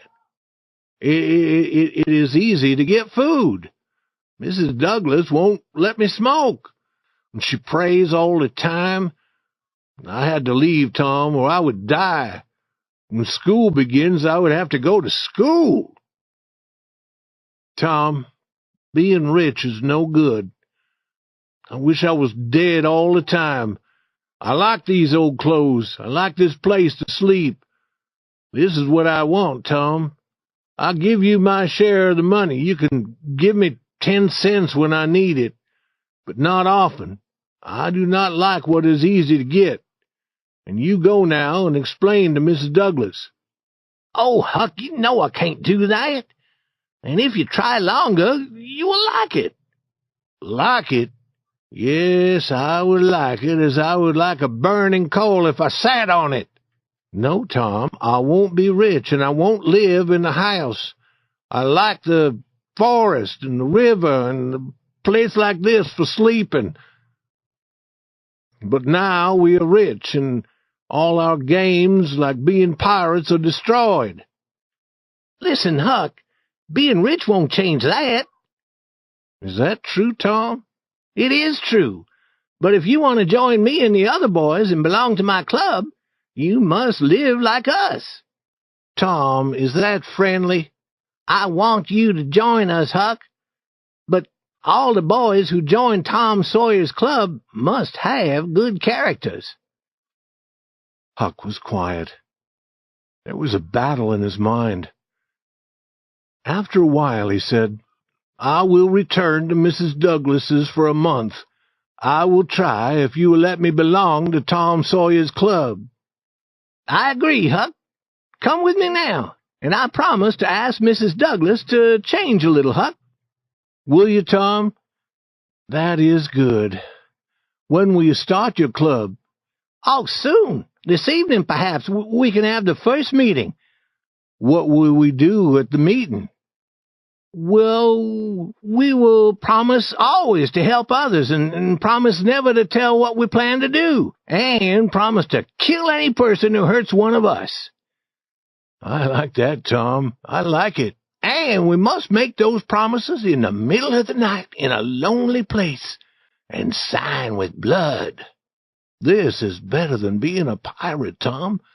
I will stay with Mrs. Douglas, and we will have adventures that will make the whole village talk about us. And then Mrs. Douglas will be proud because she took me into her home. A few words to end. So ends this story. Because it is the history of a boy, it must stop here. It could not go much further without becoming the history of a man. Most of the people in this book are living yet, and are happy. Perhaps someday the story will be continued. Therefore, it will be wise to tell no more now.